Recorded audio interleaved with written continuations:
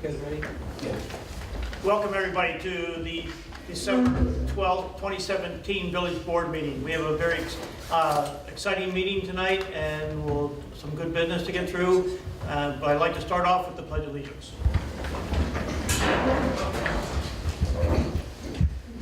I pledge allegiance to the flag of the United States of America and to the republic for which it stands, one nation, under God, indivisible, with liberty and justice for all.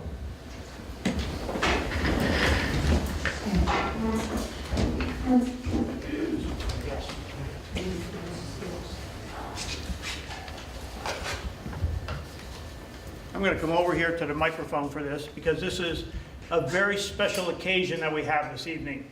It's not often in somebody's life that you get to recognize an individual that has such an outstanding life in our village.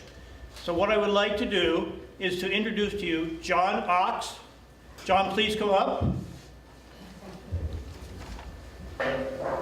Come on up here, John.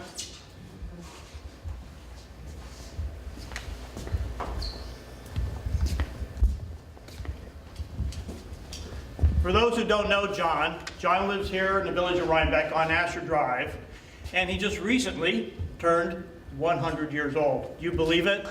I believe it.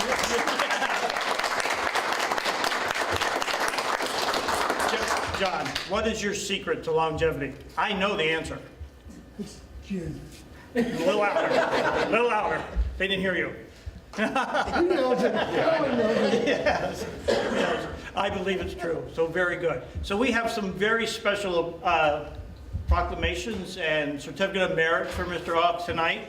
So what I'd like to lead off with is I believe we have a representative from Assemblyman Kevin Cahill's office here. No, she just dropped it off. Pardon?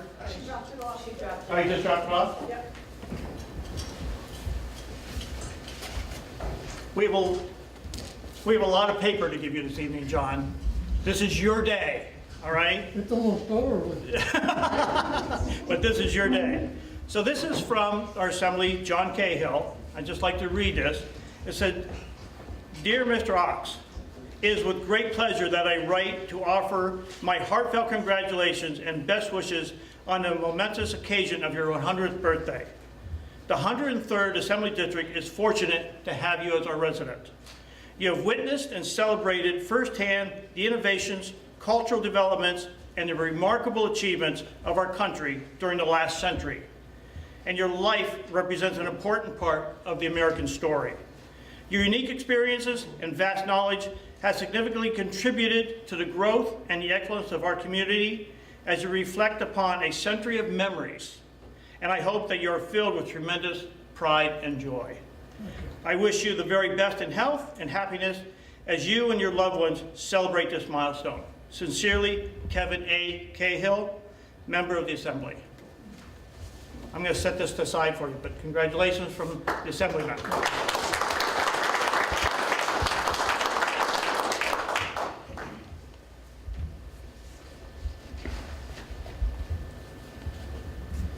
Superintendent's office? Yes. Chris.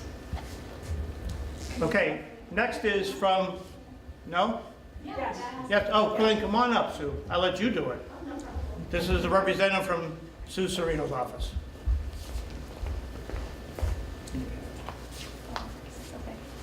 Hi everyone, thank you for having us here tonight. As he said, I'm here on behalf of the senator. She couldn't be here tonight, but she'd like to wish you a happy birthday, and we had a proclamation for you from her that you can read.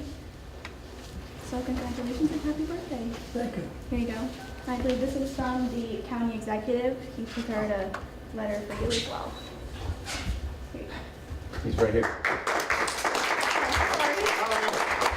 I'm sorry, Marcus. So Marcus, come on up. I'd like to introduce our county executive, Marcus Molinaro.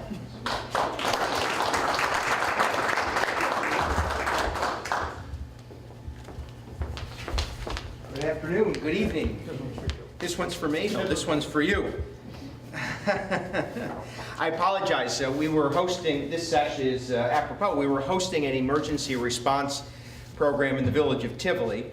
And if you know anything about me, you know that the floorboards at the Village Hall still reverberate from my multisyllabic verbosity. So I had to go back to Tivoli just to settle things down to make sure that it's okay. But when the mayor asked, I was thrilled to be here. And I want to say this to you. First, congratulations. Most notably to think of the life that you've led and the example that you are to all of us. On behalf of the people who call Dutchess County home, we celebrate with you. But as importantly, every one of our communities is dependent on people who volunteer and give back. And when it comes to emergency response, first responders are critical. And we are blessed. We are blessed in Dutchess County with amazing individuals who give of their lives every single day and sacrifice on our behalf. And I just want you to know that no matter how the history books might reference your life and time here in this community, you have made an immeasurable difference in the life of Dutchess County. And for that, on behalf of the people of Dutchess County, I want to extend to you this proclamation, but most importantly, declare Tuesday, December 12th as your day in Dutchess County. So God bless and congratulations.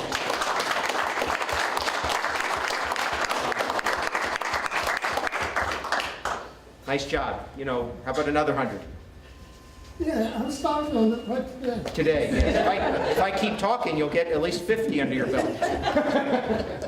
Thank you very much. Stay for. I will.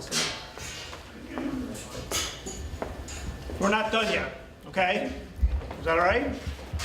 All right.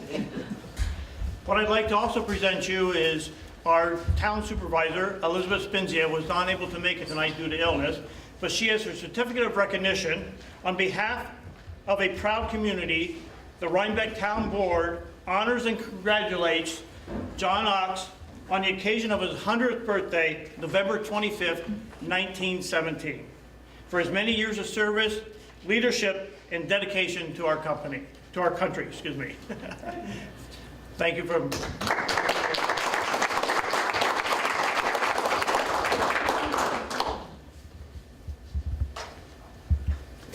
And last but not least, it's my turn. All right, John, I've met you on a few occasions. I don't know if you remember, but I've been to your house, and you're a wonderful person and a wonderful member of our community. And from the fact that 100 years that you served and being the oldest living member of the Rhinebeck Fire Department in the village is absolutely outstanding. I think these firemen here have a lot. If it wasn't for you, some of the things probably would have never happened the way they happened. As I understand, you even delivered a baby one time. Is that correct? Yeah. Yeah. Anything you want to 5 o'clock in the morning. Anything you want to say about that experience? A Little boy? Yeah. Is he still here? I don't know. No? It was a long time ago. A long time ago. Well, anyways, John, I would like to recognize you as well. Right? So in the village of Rhinebeck, this is a proclamation to you. Whereas John Ox was born Sunday, November 25th, 1917 in Phillipsburg, New Jersey. Whereas John Ox served in the Army Air Corps in World War II, serving all of his time in Dutchess County at the Ferncliff Tower in Rhinebeck, Pine Plains Tower, and Clinton Howell Tower. Correct? While serving... President Roosevelt. Yes. While serving at Clinton Howell Tower, he met his future wife, Sandra, of Clinton Corners on January 30th, 1944. The couple lived at various locations in the village of Rhinebeck since 1946. Unbelievable, just fantastic. Whereas John Ox, being a father to Sandra Ox, Miss Gerda, and his late son, John Ox has 3 grandchildren, Elena, Jeffrey, and Andrew, and 1 great-grandchild. Right? Whereas John Ox, having been employed at the Gazette and then at the Poughkeepsie Journal, retired in January 1st, 1982. Whereas John Ox has been a member of the American Legion Montgomery Post number 429 since 1946, serving as commander in 1955 and other various positions, and has been a member of the Rhinebeck Fire Department, serving as a firefighter and rescue squad member, and at one time delivering a baby. Whereas John Knox celebrated his 100th birthday with family and friends on November 25th of 2017, and is a lover of the New York Mets, the New York Rangers, crossword puzzles, roller and ice skating, and on occasion, this says a sip of scotch. I didn't think that was correct. Therefore, be it resolved that I do hereby proclaim Tuesday, December 12th, 2017, as John Knox Day in the Village of Rhinebeck. On behalf of the Village of Rhinebeck, we extend our very best wishes, and be it further resolved that a copy of this citation, suitably embossed, be transmitted to John Knox, set this date, this day, the 12th day of December, the year 2017. Thank you, sir.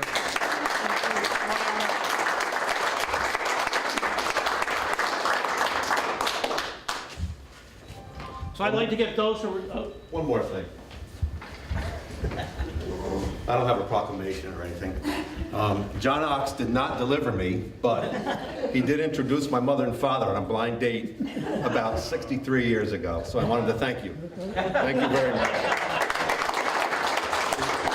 It was at the bowling alley, which is across from the fair. It's not there anymore. It's in Fairgrounds, where the Duchess Auto Parts used to be, in that building. I think the bowling alley's still back there. That's where they met. You introduced them on a blind date. Thank you. I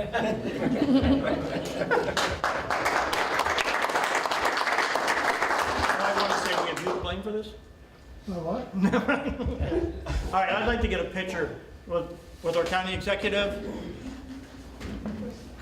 Kristen, you want to come up as well? John delivered me and I'm doing fine. Come over here a little bit, John. Let the county executive get on the side of you. Oh, I have no problem finding my way to a camera. Yeah, good idea. Thanks. Over there. Let's take one more.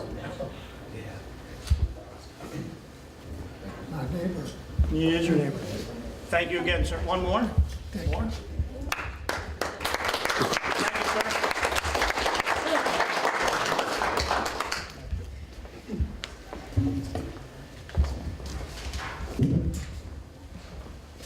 I'm going to come after you, John. There's two left up here that I was holding.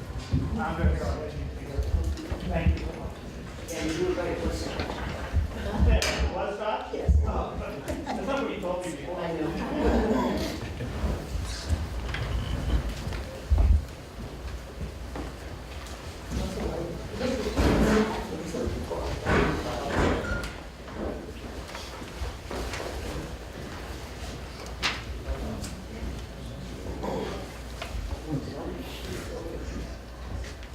Oh, that's not how.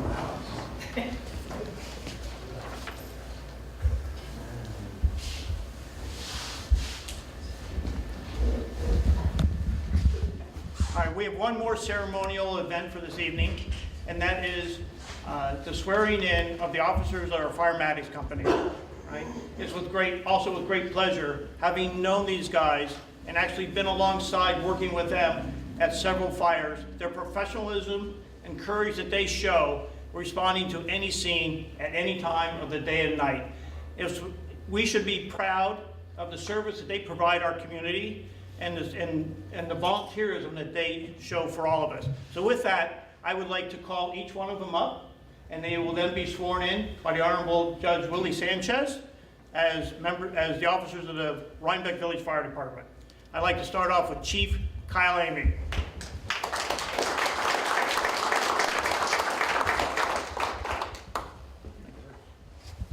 Next, First Assistant, Darren Forbes.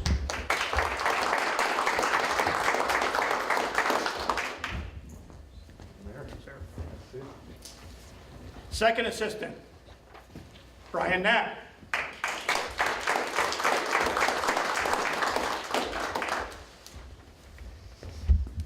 Thank you, Brian. Fire Captain, Peter Fraley. Come on up. Thank you. Fire First Lieutenant, Shane has it. Come on up, Shane.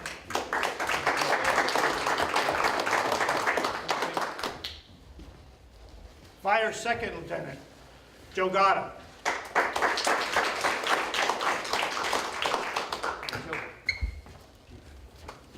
And then unable to make it this night was EMS Captain Chrissy Amy and EMS First Lieutenant EMS Second Lieutenant Henry DeFries. But we do have EMS First Lieutenant Jeff Cotter.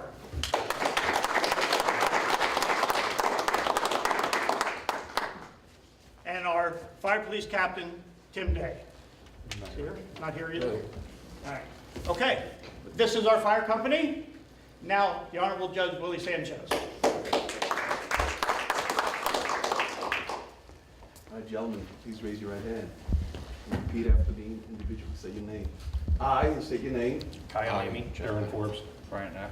Peter Freeling. Shay Hossa. Joe Gowdy. Jeff Cotter. do solemnly swear Do solemnly swear to uphold the Constitution of the United States, to uphold the Constitution of the United States, the Constitution of the State of New York, the Constitution of the State of New York, and I will faithfully discharge the duties and I will faithfully discharge the duties of Chief. Assistant Chief, Assistant Chief. Captain. Lieutenant, Lieutenant. according to the best of my ability.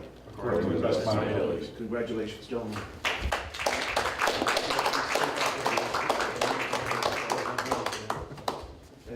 You guys be safe out there. Thank you.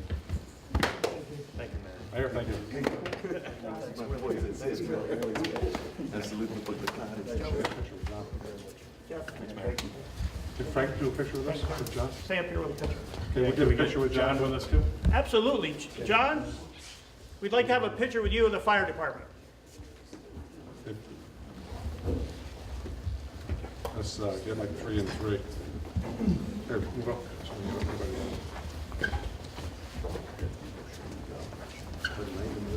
Let's move that out. Right up here in front of him. Stand in front. Right here. Right in front of Peter. Hey, down in front.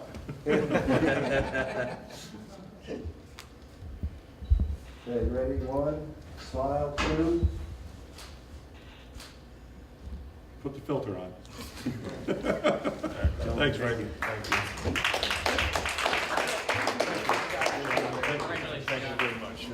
Hopefully make our dinner next month. Coming down to our dinner tips next month? Yeah. Yeah, I believe he's got a, we're gonna have a invitation. I haven't got mine.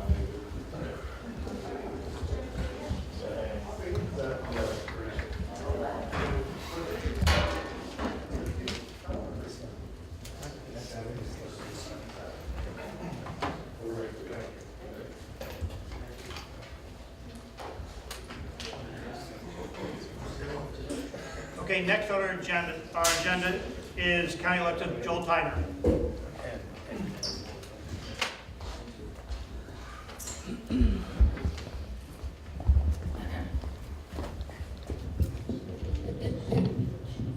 So, happy holidays. I don't know if I missed a call or an email, but I didn't know about John Ox, so I just wanted to pay tribute to him as well. His daughter reminded me that I worked with her about 30 years ago at Devereaux, so just pay tribute to that man and his efforts and his age.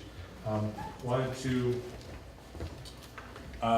hand those out if possible. We're doing our 21st Rhinebeck Repair Cafe. It's going to be happening this Saturday, the 16th of December from noon to 4 p.m.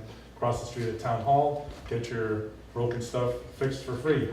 Whether it's vacuum cleaners, electrical appliances, lamps, clothing, computers, electronics, jewelry. I think I may have forgotten to put jewelry on that list. Free welding, that we have a licensed massage therapist. I don't do the work. It's Kathleen Everett, Sarah Stevens, Amy Smith, Chris Louis, Dimitri Galazzini, Ken Douglas, Timo Noon, Valerie Leger, Chris Ham, Vince Murray. So I think they deserve the credit. So so you're all invited. That's this Saturday, noon to 4 p.m. Rhinebeck Town Hall.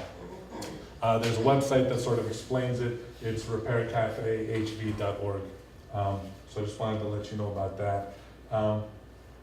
Also, I wanted to give the county executive credit for adding something actually my wife and I worked on this year. $200,000 earmarked in the 2018 Dutchess County budget for to make sure that more doctors are able to prescribe Suboxone, medication-assisted therapy, because of the opiate epidemic. I also wanted to give, it's kind of unusual for me to give a shout out to so many Republicans, but I wanted to thank Mark Coviello, Will Truitt, John Foreman, and Ken Roman. Those are 4 Republicans in the county legislature who, believe it or not, over the last couple weeks, nobody in the media reported it, but they actually voted for my budget amendments. Some of them didn't get through the entire legislature, but Mark Coviello voted for my amendment for a Dutchess County Human Rights Commission poster campaign, and that was not approved by the whole body. But then lo and behold, about a week after that, all of a sudden, the Dutchess County Human Rights Commission is having a poster campaign. So that was good. And Will Truitt had come up to me at the end of that night and said, "I'd like to work with you on that." I wanted to thank Ken Roman because it was actually his idea, and Ken voted with myself and my caucus to make sure that the Child Protective Services Unit, CPS unit, at Dutchess County Department of Social Services, which they now call the Department of Community and Family Services, there's a real, the caseworkers that are overworked. And you know, if you've been living in Dutchess County for a while, you know that when kids slip through the cracks of CPS, we're talking bad news and possible lawsuits. So Ken actually voted for my amendment to actually add a few staff to CPS, make sure it's fully staffed. That did not go through, but I just wanted to point that out. Also, well, I got the support of my caucus for 3 things: Housing First, a bail loan fund, and the VEER Institute. Housing First and the bail loan fund will easily save millions of dollars a year. What Housing First is, it's not sober first housing for the chronically mentally ill, drug addicts, and alcoholics. It's housing first. Basically, no matter how screwed up, messed up they are, they get their apartment, they get the wraparound support services. It sets them up for success instead of failure, and they don't end up cycling in and out of the jails, the prisons, the mental health wards, the psychiatric, you know, the hospitals, the ER rooms, and the prison. It saves a lot of money. And this is the 2nd year in a row that Hudson River Housing told me they could really use it. An extra $230,000 to keep those chronically mentally ill addicts and alcoholics from cycling. So unfortunately, that did not get into the full county budget. Columbia County, just north of us, they just launched a bail loan fund for some people accused of nonviolent misdemeanors. I got my caucus behind that. And Tompkins County's been doing it for a while in New York City. And actually, Francine Amparo and Hannah Black are working with me to try to build interest in a public bank for Dutchess County. Alexander Reed Kelly, who now works for Assemblyman Frank Scartatos, a year ago had sent us a letter in the county legislature saying we should have a public bank in Dutchess County to save money on interest costs when the county bonds out, like for a $250 billion jail expansion, to help homeowners save money on interest, to help businesses, to help students. Anyway, there's a lot of places all across the country looking at starting a public bank. There are a lot of good things in the county budget. So everybody in the room might say, so why did you vote for it? I had to be the stick in the mud for the 2nd year in a row, because if all 25 of us voted for the county budget, it's sort of like, it's okay that, you know, the village of Rhinebeck and the town of Rhinebeck and the town of Clinton, you know, the short funding of the revenue sharing of the sales tax funds. It's okay that there's $5 million in jail overtime. It's okay that there's no more, you know, Dutchess County Office of Consumer Affairs. It's okay that there's no more, you know, 5-day week for the senior friendship centers right here in Rhinebeck, Memorial Lutheran Church. Those things are not okay. It's okay that, you know, 30 people are locked up in the county jail every day who are nonviolent drug addicts. They're not charged with aggressive violent acts. They're not charged with drug dealing. Those things are not okay. So, and for the 2nd year in a row, $5 million in jail overtime. So, believe it or not, I don't wake up in the morning thinking I'm going to be a pain in the neck. It's just if all 25 of us vote yes, then everybody thinks everything's fine, and everything is not fine. So just wanted to explain that to you all. Also, 50 years ago this month, Martin Luther King launched the Poor People's Campaign. I am bringing together leaders of faith from all over Dutchess County to launch a Poor People's Campaign here in Dutchess County with Reverend Edrin Sutton of Smith Metropolitan AME Zion Church, Reverend Gail Berger, Presbyterian Church USA, Rabbi Paul Gollin, who's been involved with the Vassar Temple, Joseph Stratford, 1199. We're having a gathering this Thursday at 5:30 p.m. right in front of the county office building. It's our 22nd annual Christmas, Hanukkah, Kwanzaa candlelight vigil for economic justice that I've organized around the holidays. And if you go to poorpeoplescampaign.org, it talks about that stuff. The only other thing I would say is, I've asked for this before, but I'm asking again. I'm looking for stories from people who are working 2 or 3 jobs. I work 2 jobs. I'm not asking for a pay raise. That's immoral, unethical, and political suicide. I'm not asking for a pay raise as a county legislator. My day job, I work at the Hudson High School. But I'm looking, not necessarily from people in this room, anybody you know, I'm looking for stories from people who are working 2 or 3 jobs and barely making ends meet. So I'm at 876-2488, 464-2245. I swear to God, I would have had a certificate, but nobody told me. So anyway, next time, please let me know. Maybe I missed a call or an email. Thanks. Thank you, Joe. Next on the agenda, Liz Mazzarella, a wrap-up of Porch Fest, please.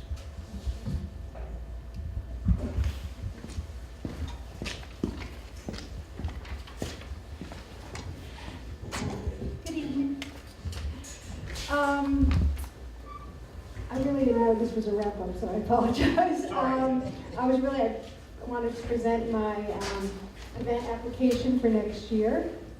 And we are hoping to move back to a Saturday this year.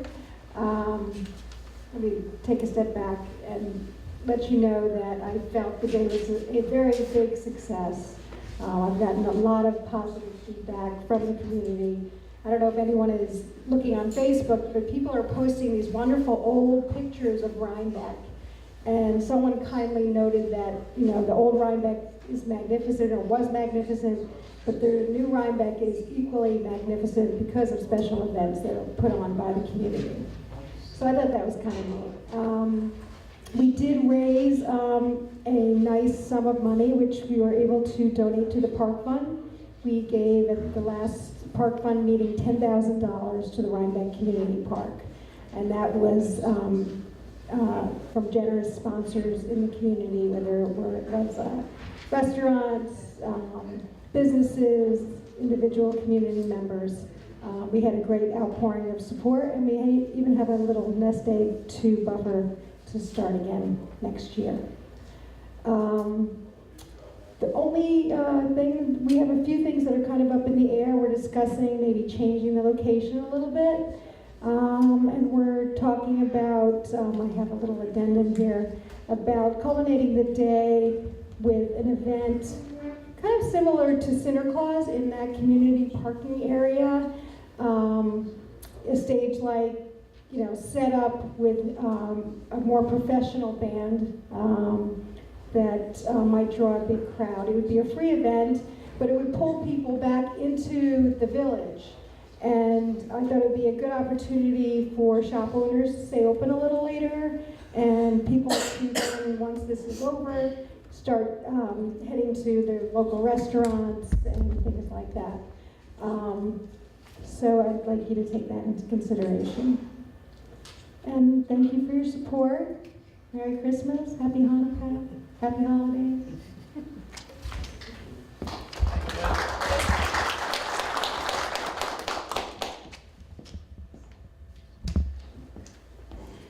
I made a brief modification to the normal agenda this time by, rather than, if there is anybody that has public comment, rather than having them wait to the very, very, very, very end, to actually move up to more front of the agenda to be able to come forward.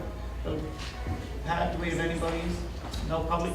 Is anybody here that would like to make a public comment that is not registered? So be it. So thank you. We'll move forward. Department reports. Our treasurer, Karen McLaughlin, for treasurer's report. Okay, the treasurer's report is for the month ending November 30th. The tax collector account ended the month with $1,575,140.05. The general fund ended the month with $64,573.28. The water fund, $801,873.61, and the sewer fund ended with $801,241.86. Vouchers presented for payment, including prepaids in the general fund, total $200,629.40. In the water fund, $87,749.78. In the sewer fund, $51,493.47. And there was one payment out of escrow in the amount of $2,121.77. I would just like to report to the board that the prepaids are higher than normal as we had our annual New York State retirement payment to make. So the monthly operating statement is provided with expenditures through December 12th, and that is on your attached with all of your other documents. The water and sewer adjustments have been reviewed and signed off by the water and sewer department liaisons and are presented for authorization. And I have a few budget amendments to present.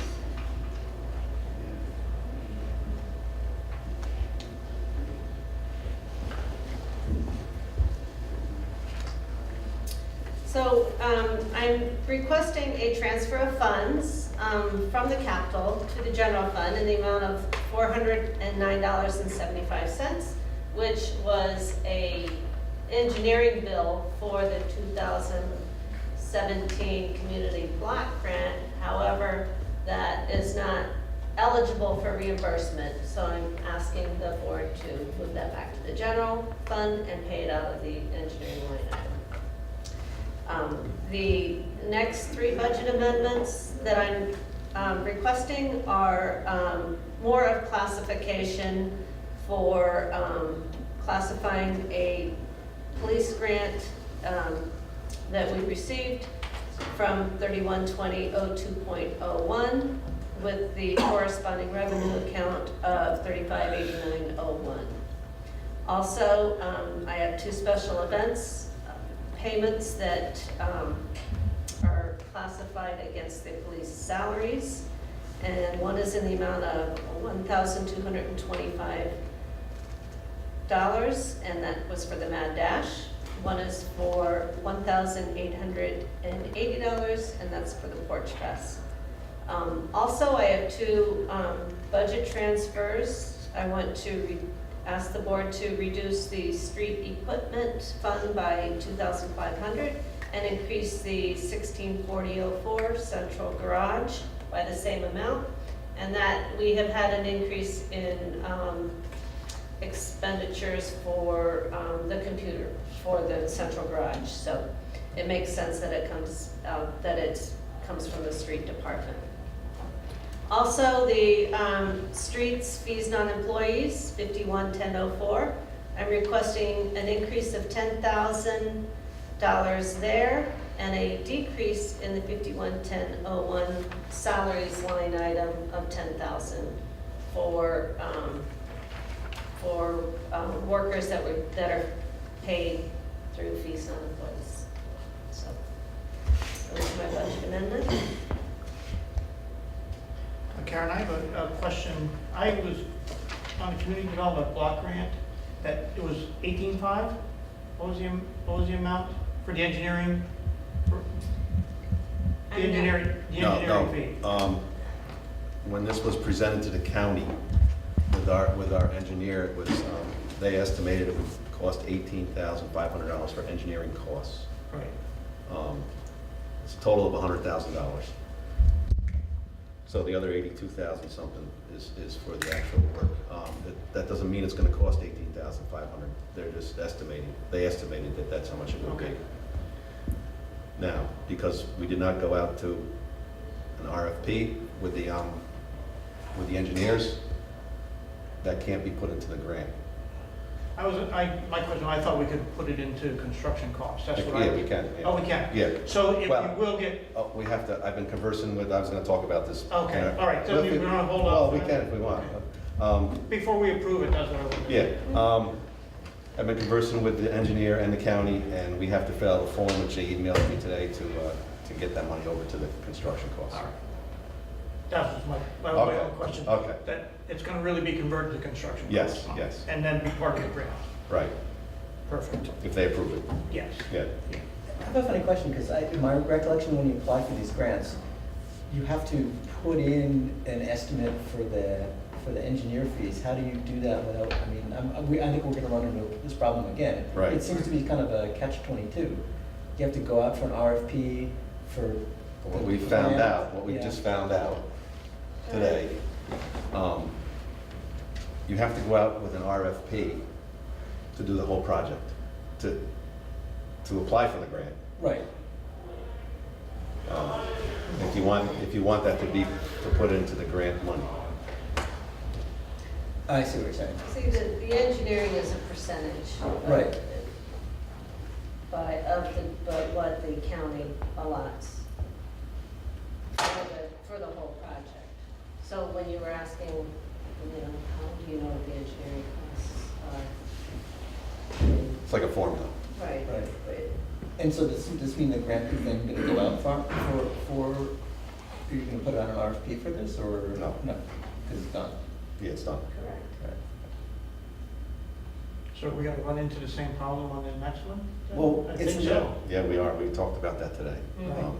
I think we need to just make sure that if we know that we're going out for a block grant, we just need to line everything up from the very beginning, because we need to reach out to the minority for engineering. I mean, there's very specific criteria from the county We know that, don't we, John?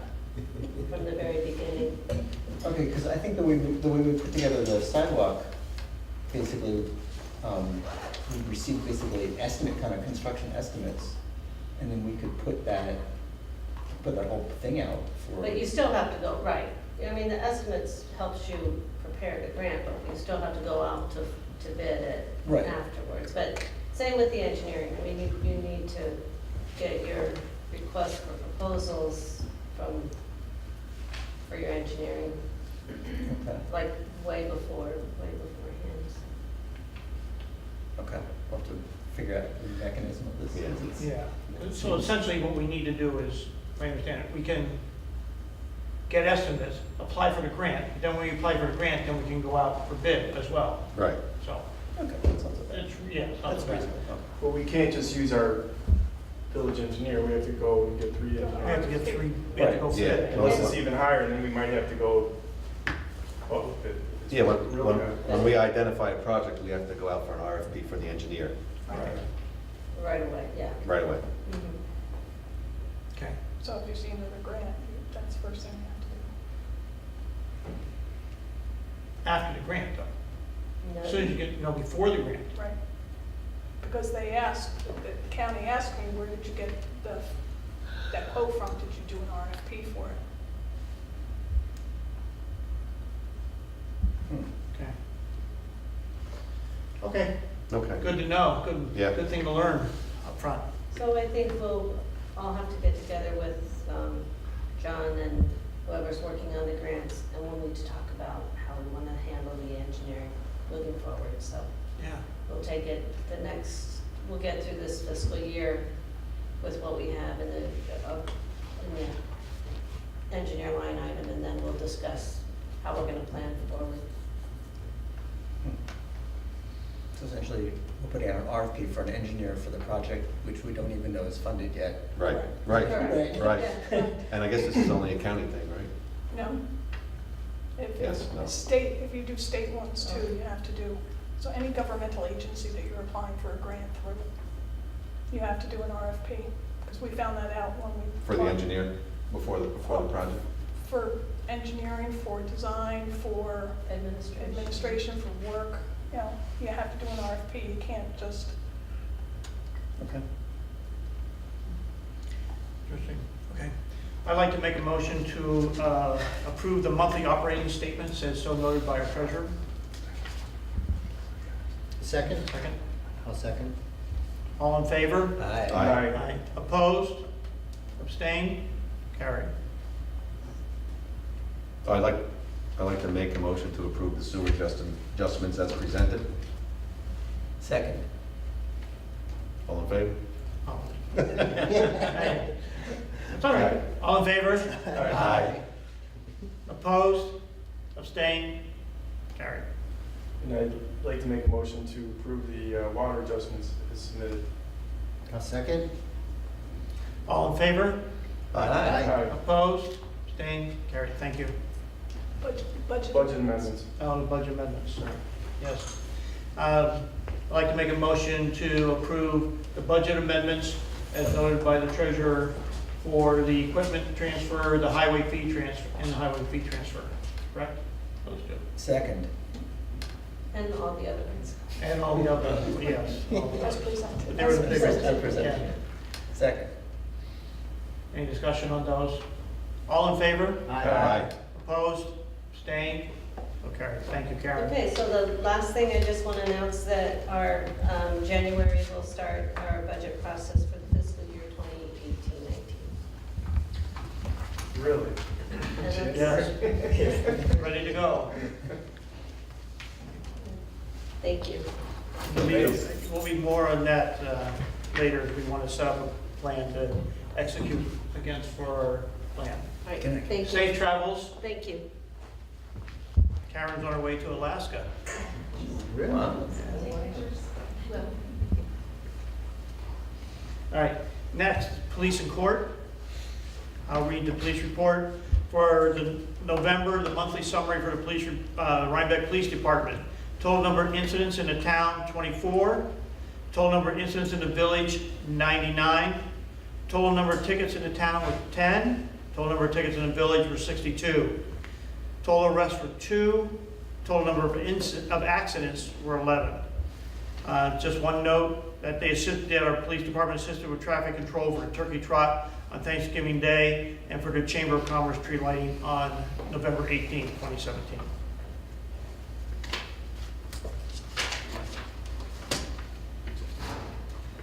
Fire department. Kyle, while I'm getting the minutes ready, Kyle, I would like to ask Chief Kyle Amy to come up and talk about a proposal for our current fire truck. Our retired fire truck.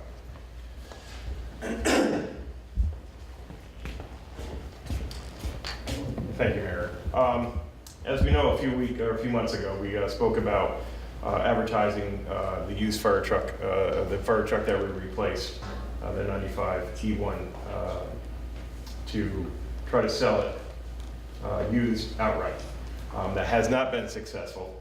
It doesn't seem like there's a huge market for it as we kind of expected at the time. So speaking with Mayor Bassett, my recommendation is so the thing doesn't dwindle away, sitting around, that I would like for it to go out to bid. There is people locally that are showing interest in buying it, but the process would be, we would have to make a public notification that that piece of equipment is going out to bid. And I would like that, hopefully the resolution tonight that can happen, so we can, get that and hopefully, get some revenue back from that piece of apparatus. Any questions about it? So there was a company that was a fire truck reselling company, and they Yes, did, they just didn't have it's the just, consent. they, no big leads on it, some tire kickers, as usual, but, that's why I think we should look at an avenue before it's to a point where we can't sell it at all. So I think I know the answer, but would it make sense just for the public to wait?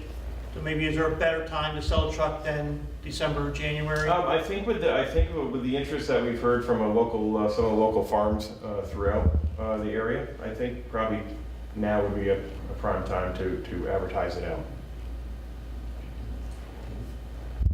Is there a minimum we would think about, or? I think we discussed putting, looking at what the market was as if we, for scrap, I mean, it could be, $4,800 this week for scrap, or it could be $2,200 next week for scrap, depending on how the market goes with that, but I would like to put a reserve of $5,000. Okay. It's a good idea. All right, so I don't think we need to vote on it, we can just go forward and put it out for bid, is that correct, Pat? We have to make a motion? All right, I would like to make a motion that we put our retired 59 engine out for bid. Second. Sorry. Any discussion? Are we pleased, I know there's some services that put these things out, or there's lists, do you know what the mechanism for doing this is? What's the mechanism for putting out a bid? Kuhn is the mechanism. That's what it is, the mechanism. We have to publish it, we're obligated to publish in our local,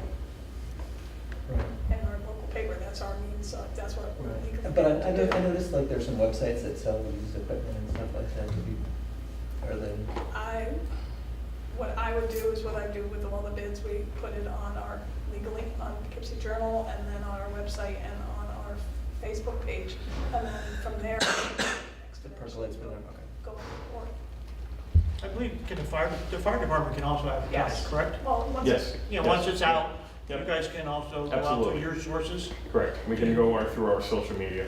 All right. Chief Amy and I are gonna get together and we'll draft Yep. what the bid docs should say. And all the information about the rig. So the plan would be to, like, maybe this week, go out? Yes. And then we would have 10 days till we receive the bids? Is that, or can Yes. we, is there, do you want to wait longer, or is that just a required, that's a required That's minimum? required time. You'd have to have a special meeting Oh. to open the bids. Right. So you can go out to bid now and just have them in the Monday Right. before the board meeting, and then you can open them and then have it awarded at the next board meeting. And It's that's a what I- minimum of 10 Yeah. days, but that's the minimum. That's the minimum. So I guess, I think that's appropriate time, is that we go out now and wait till our next board meeting, and then open the bids publicly. Perfect. Is that okay? Absolutely. Any other discussion? I want to say, I'm sure that the company you worked with had a website, probably, or Yes. Yep. advertised it on the Yep. website. Adirondack apparatus. Yeah. Yeah. So, and we explained to them what we were doing as well. They said, absolutely. And also So- the company that we bought the current truck from. Yeah, and they weren't interested of taking it back. I mean, they put their, they put the advertisement out of the vehicle as well. It's just, I guess, you don't wake up one morning and go, I want to buy a fire truck, so. So, but, I don't think, with some of the local interest, if it could be used locally for some of the local farms or for watering and so forth, then I obviously we'd like to see it go to some use instead of just sitting around. Mhm. So, all in favor? We put the reserve at 5,000 on it though? Yes. Yeah, so auction it with the reserve at 5,000. Yeah. Okay, all in favor? Aye. Opposed? Abstained? Very good. Thanks. So before I read the report, Chief Amy, there's a rumor Uh-oh. going around the village that there's a prestigious individual that's been traveling in your company. Is that true? Yes, for the last 2 weekends, Santa has arrived and has asked to be escorted throughout the village on the ladder truck, being escorted with Christmas caroling music and along with the members of the Rhinebeck Fire Department as well. We've averaged about 15 to 20 members the last 2 times we've done it to spread the cheer throughout the village, and also giving a thank you to the village for the support that they give the fire department for us in the time of need. Do you know if this individual will be returning?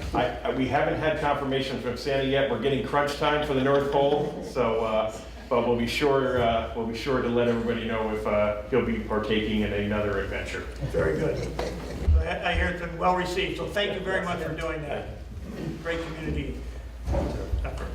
All right, the village report from the fire department. For the month of November 2017, there were a total of 95 calls.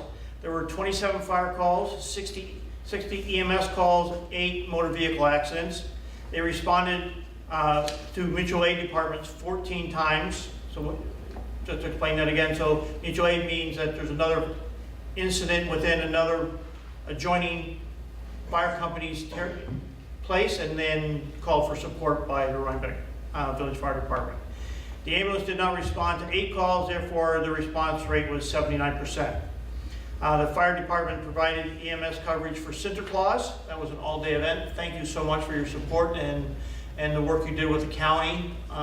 Kyle, you did it. You guys were tremendous. You and the police department and the highway department were just superb in helping us in that significant event all day long. Right? Nobody's nailed down the number of people yet, so we'll just leave it as their best guess. Right? But they had 26 people, members of the fire department, on standby from 8 a.m. to 9 p.m. that day. Right? They manned 3 stations throughout the village, on a rotation basis, and then provided support for all the rest of the agencies. The fire department provided fire and EMS coverage for the Hillary Clinton book signing at Oblong, and they had 15 members on standby from 4 p.m. to 10 p.m. with that. Again, another significant effort by all of our village resources. And the 2018 officers, as you now know, have been elected and the reorganization has been completed. So thank you, Chief Amy. Great effort, great year. Thank you.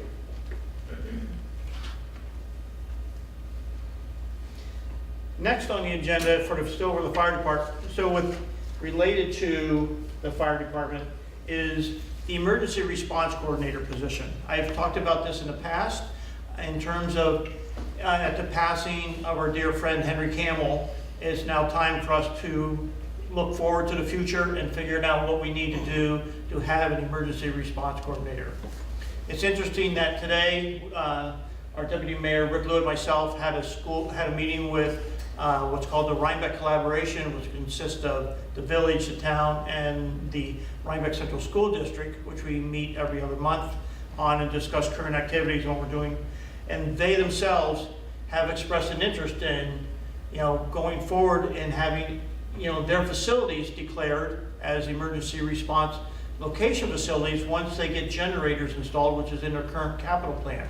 So this all ties into what we need to do for having an emergency response coordinator. One of their main activities would be to organize any shelter, whether it be for students or whether it be for village residents, etc., to be able to have a place to go. And we have a plan and execute, and this person would be responsible for executing that plan and then coordinating all those efforts to all the appropriate departments, would include the fire, the police, the emergency response team.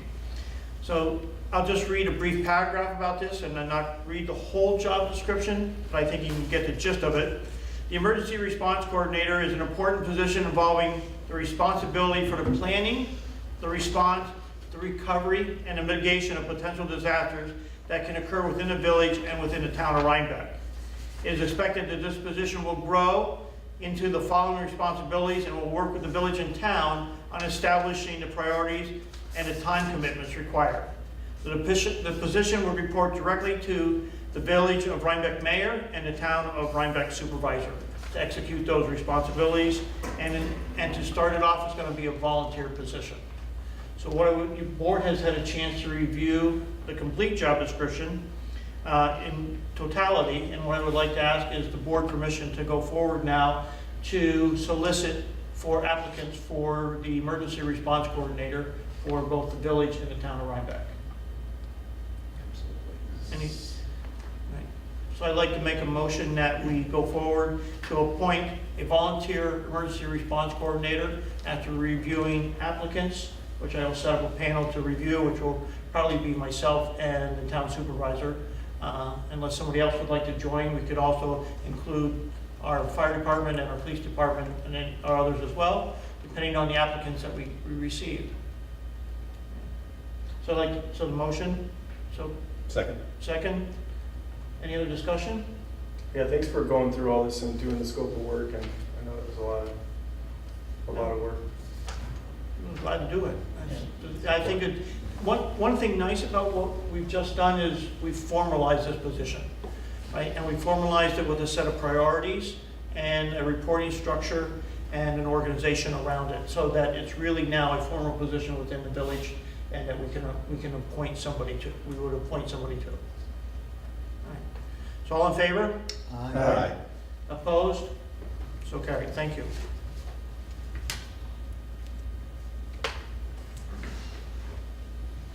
Building, planning, and zoning. Gary, first, we have a new member that had, I got the email late, it was included in your packet, William Lamb. Sorry. Could you read it? Sorry. Go back to it. 2018 the Rhinebeck Fire Department Investigating Committee interviewed and approved William Lamb as an active probationary member of the fire department pending clean results of his arson background check. Okay. Chief Amy, anything you would like to say? No, and it would fall into the same approval too, as, the village would, the board would approve such member, and then we're waiting for the results back of all the checks. I'd like to make a motion that we approve William Lown as a member of the Rhinebeck Village Fire Department. Contingent on that. Contingent on the background checks. Second. Discussion? All in favor?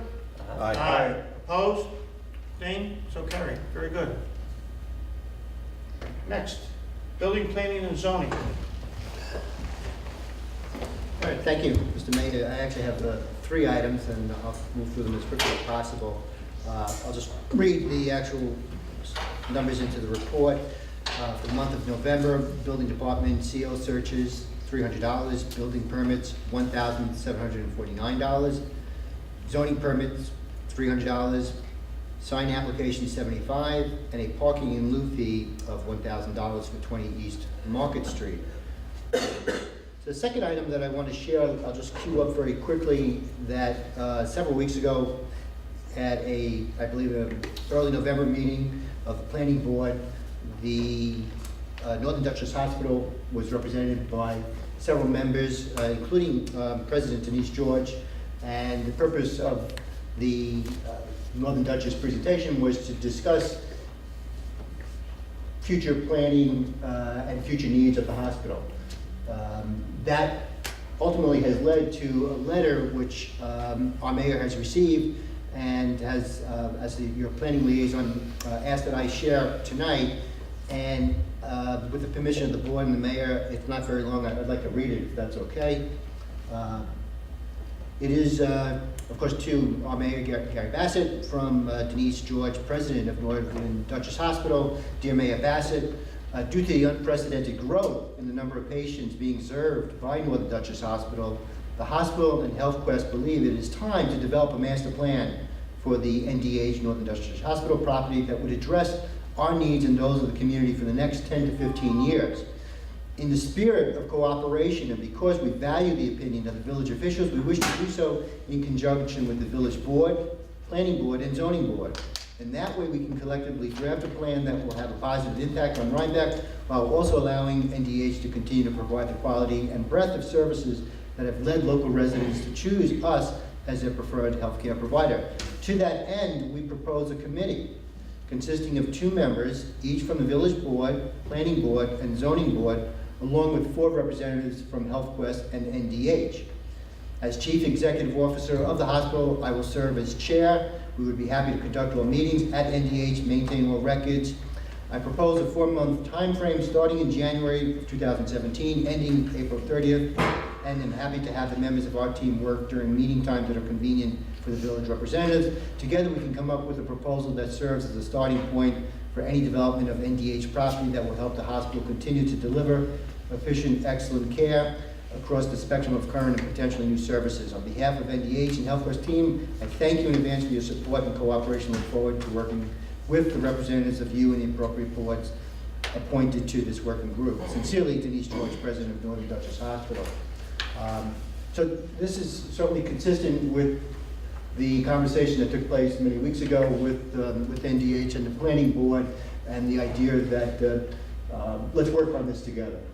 We know that the hospital is an important staple to the local economy, and we also know that we want to preserve the beautiful charm of the village, and we have to find a way to work together. Certainly, I would think that we would want to participate, Mayor, in this committee recommended by President George.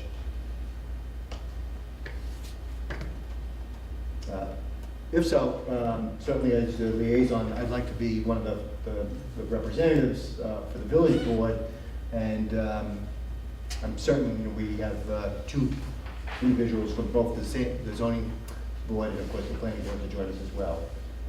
That seems like a sufficient number. We certainly don't want to have more than, the larger the committee, the less effective they tend to be.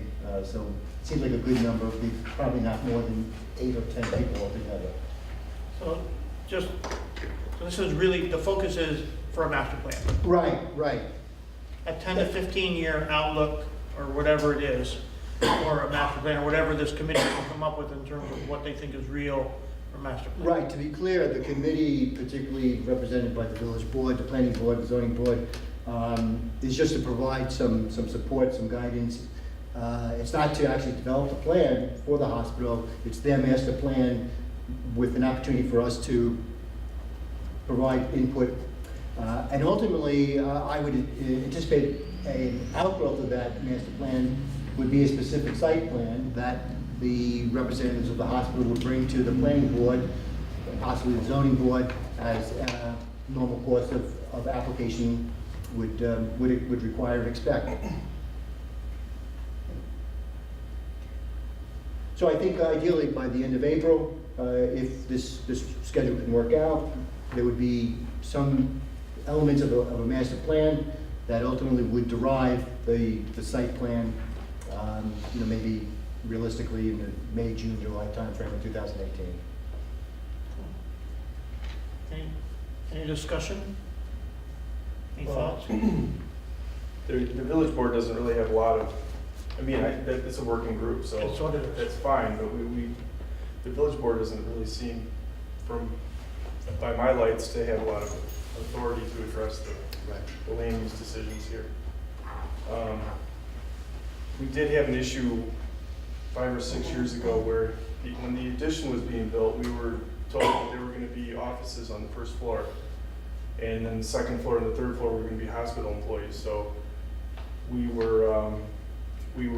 requested that they get a pilot payment in lieu of taxes even on the first floor. And we pretty much said no. Mayor Reardon and I met with the school district and with the town board, and we came back to the village board and we decided not to give them a tax break on the first floor. But as a practical matter, I think they've absorbed all those practices anyway. Now work for the 501c3. So we've been bending over backwards giving the hospital financial assistance. And the original reason for 501c3s to not pay property taxes is because they were doing charitable work.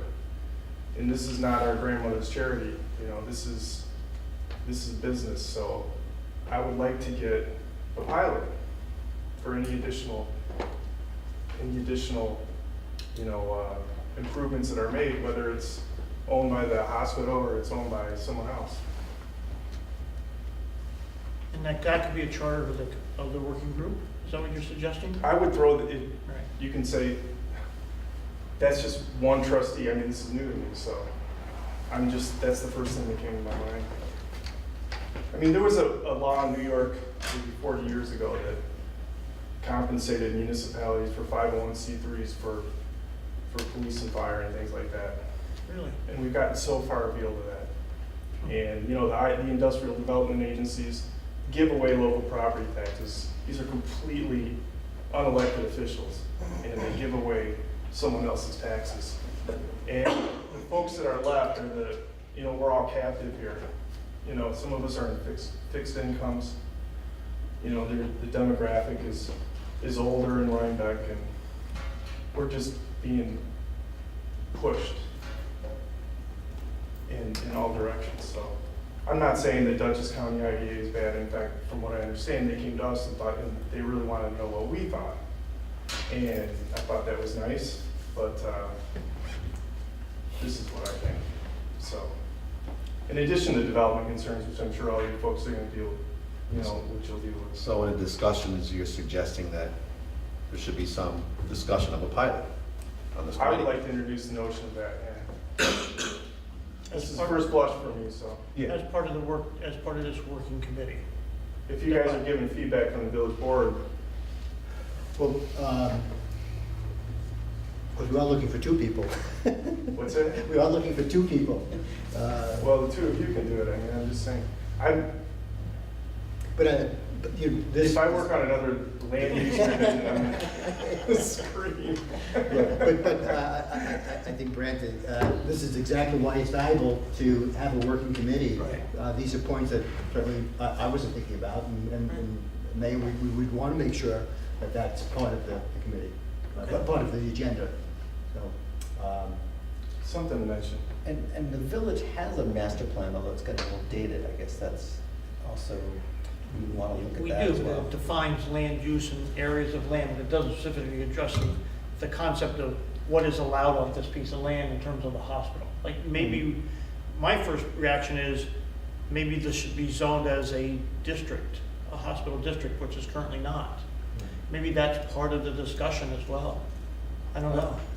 I think that would have to be. It's something that I've heard the members of the planning board bring up on more than one occasion, that maybe it should just be zoned like most other places as a hospital zone and not a residential zone where they're constantly seeking variances.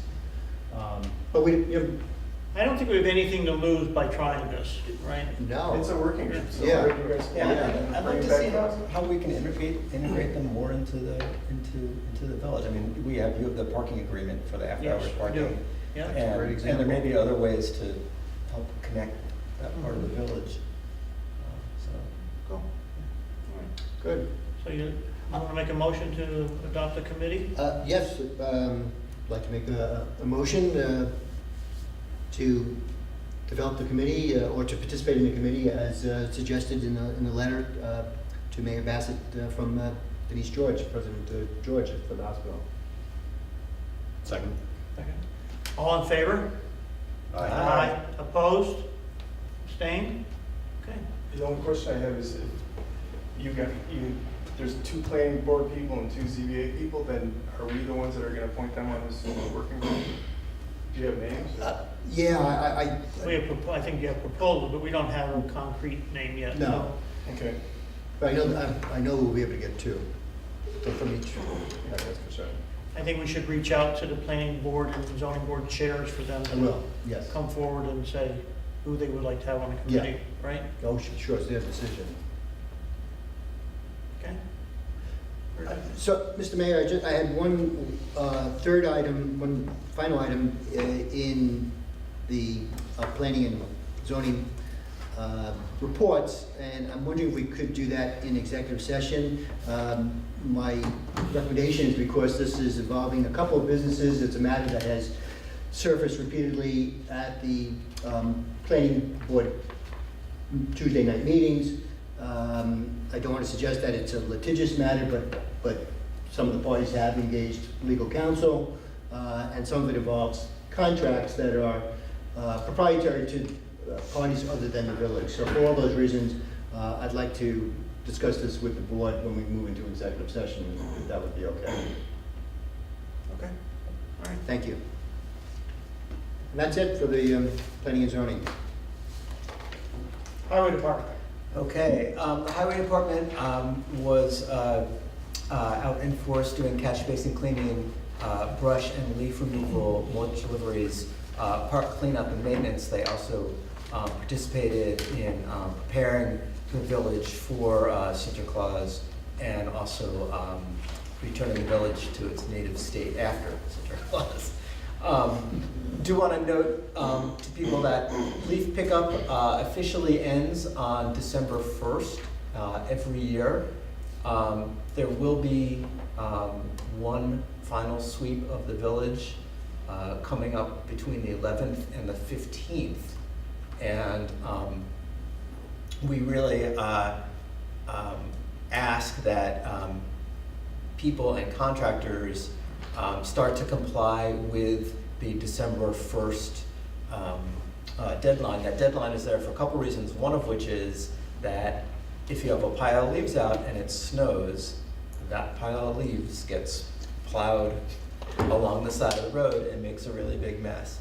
So currently, we have not levied any fines, but people should know that we are at the end, and in the future, we may be taking additional action. I don't know if you want to discuss that now, or do you want to go to the safe code down there? No, it's really, so you're not proposing, are you proposing that after the next and final cleanup, that if somebody piles leaves, then there's action to be taken? Is that what you're proposing? I think we probably should. I believe there was a provision that the homeowner can be billed for the time, the equipment, and for the labor and the equipment that it takes to remove the pile. And it's something traditionally the village hasn't done, but it's becoming a greater and greater problem. People are putting out stuff later and later, and a lot of stuff later and later. Part of what we do need to do is talk to the contractors, because there's a lot of the contractors who are doing this. They should know better, but they don't. But we don't have a mechanism to handle them other than going through the homeowner. So, Well, I have a different view. Okay, sure, yeah. Because I had the highway department for 7 years. I always thought we should have this as a December 15th deadline. And if it doesn't snow, keep on picking up. Because there's still leaves on the trees right now that are coming down. Of course, if there's snow on the ground 3 or 4 inches, nobody's gonna be raking leaves, but if there is no snow, Well, I guess the problem is though that then people people don't have the right set of expectations, because they're like, oh, if it doesn't snow I one understand, year, I then understand. they're like, oh, I put it down on Right. the 22nd, that was no problem, and this year it snows on, it's still on Thanksgiving.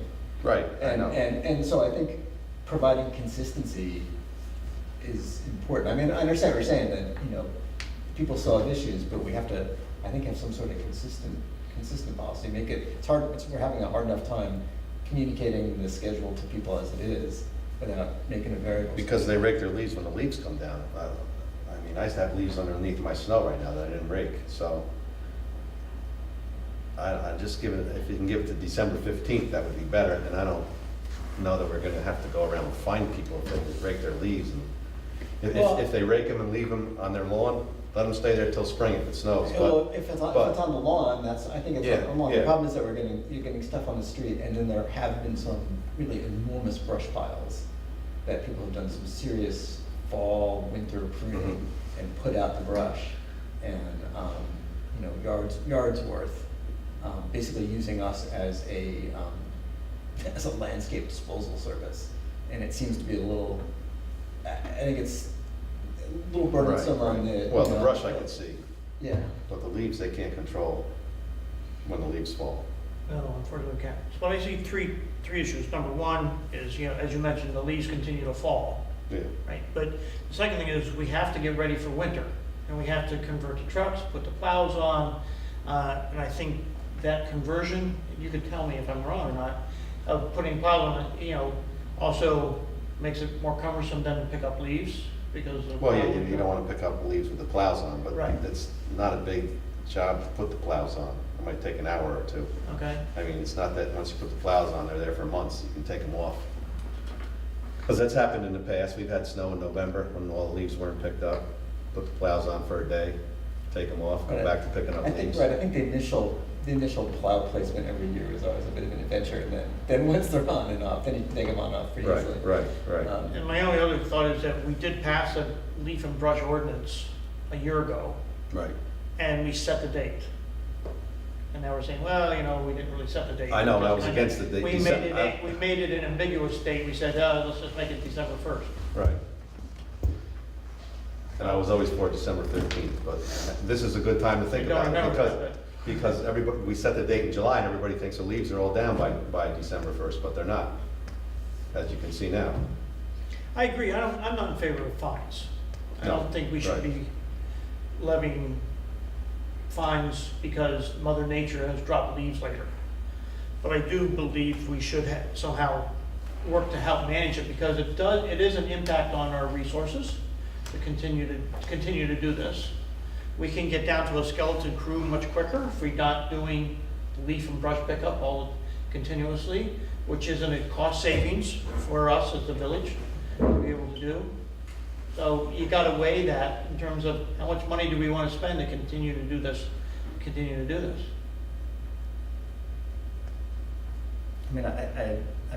think it's I think it's a good thing, and I think we should do it. But I think we do have contractors that are basically abusing the privilege, and. Yeah, maybe with the brush, yeah, I can understand that.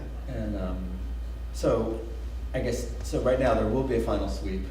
We're not going to be doing fines, but maybe we should be considering a little bit more about this over the winter time. We have to think a little bit about this. All right, so let's make note that, when's the date? The final sweep is the 11th to the 15th. Okay, well, that will be the last cleanup. That will be the last. There will be no more cleanups after that date, right? And if there is, if they're in the highway, they will probably be pushed back out of the way, is that correct? Yeah, So, they're going to go back on their lawn. go back on the line, all right, so, and I believe we should start notifying people if they do that. Yeah, I'm gonna ask John to at least give people notices to say that you're out of. That way, it's an education process, we're not punishing them, we're just giving them a. Right, I mean, we want to give people a fair chance, I don't want to be. Yeah, But, because the brush law is still new, it takes a while for people to adopt, so Is everybody comfortable with that proposal? We'll do one more leaf cleanup, after that, we're done, no more.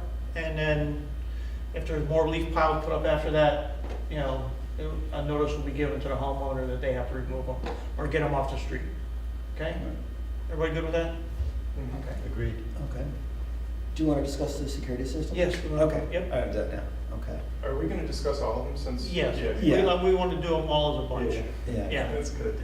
Doug is here. Doug is here, yes, I wanted to bring it up. So basically, the village put out an RFP to install security systems at the wastewater plant, the water plant, and the highway garage.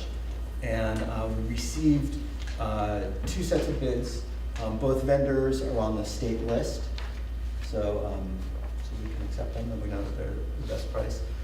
We have a recommendation to accept the bid from Safeco to do the work from our highway superintendent.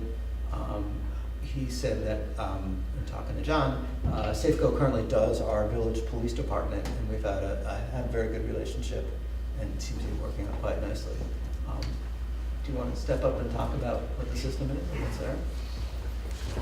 Let me just say that John did reach out to a third party because we are obligated to get 3 bids, and the third party did not come through. He started talking to them, but they didn't. Right, but they're on the list. Yeah, so I mean, we did the right thing. Right. Thank you for having me here tonight. I just want to make myself available in case there was any questions about any of the work that we may be doing for you. As you mentioned, we are under state contract, so our pricing is done through the state and approved by the state. Any work done would be at a prevailing wage rate, and a payroll can be provided upon request at completion of the job. So all documentation will be provided to you upon request.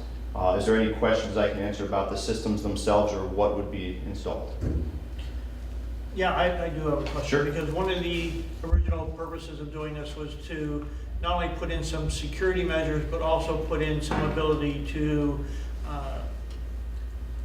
monitor equipment. Yes. So that if there's equipment failure, instead of calling the chief plant operator who is out hunting or try to find the CEO or try to find the next person or the next person or the next person, and our current alarm system calls only one person, that's it, and if it doesn't reach that person, we never get any other notification.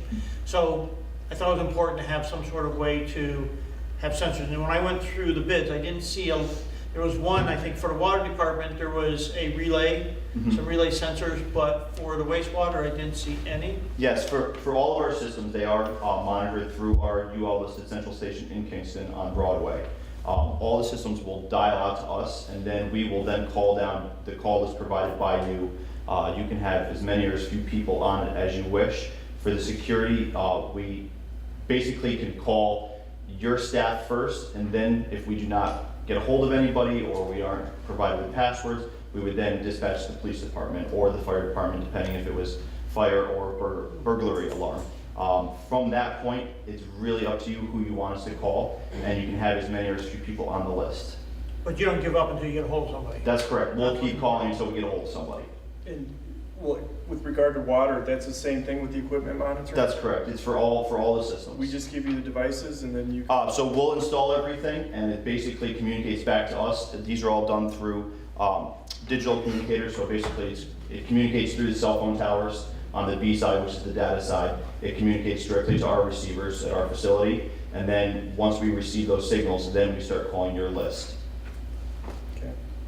So there's equipment malfunction, fire, intrusion.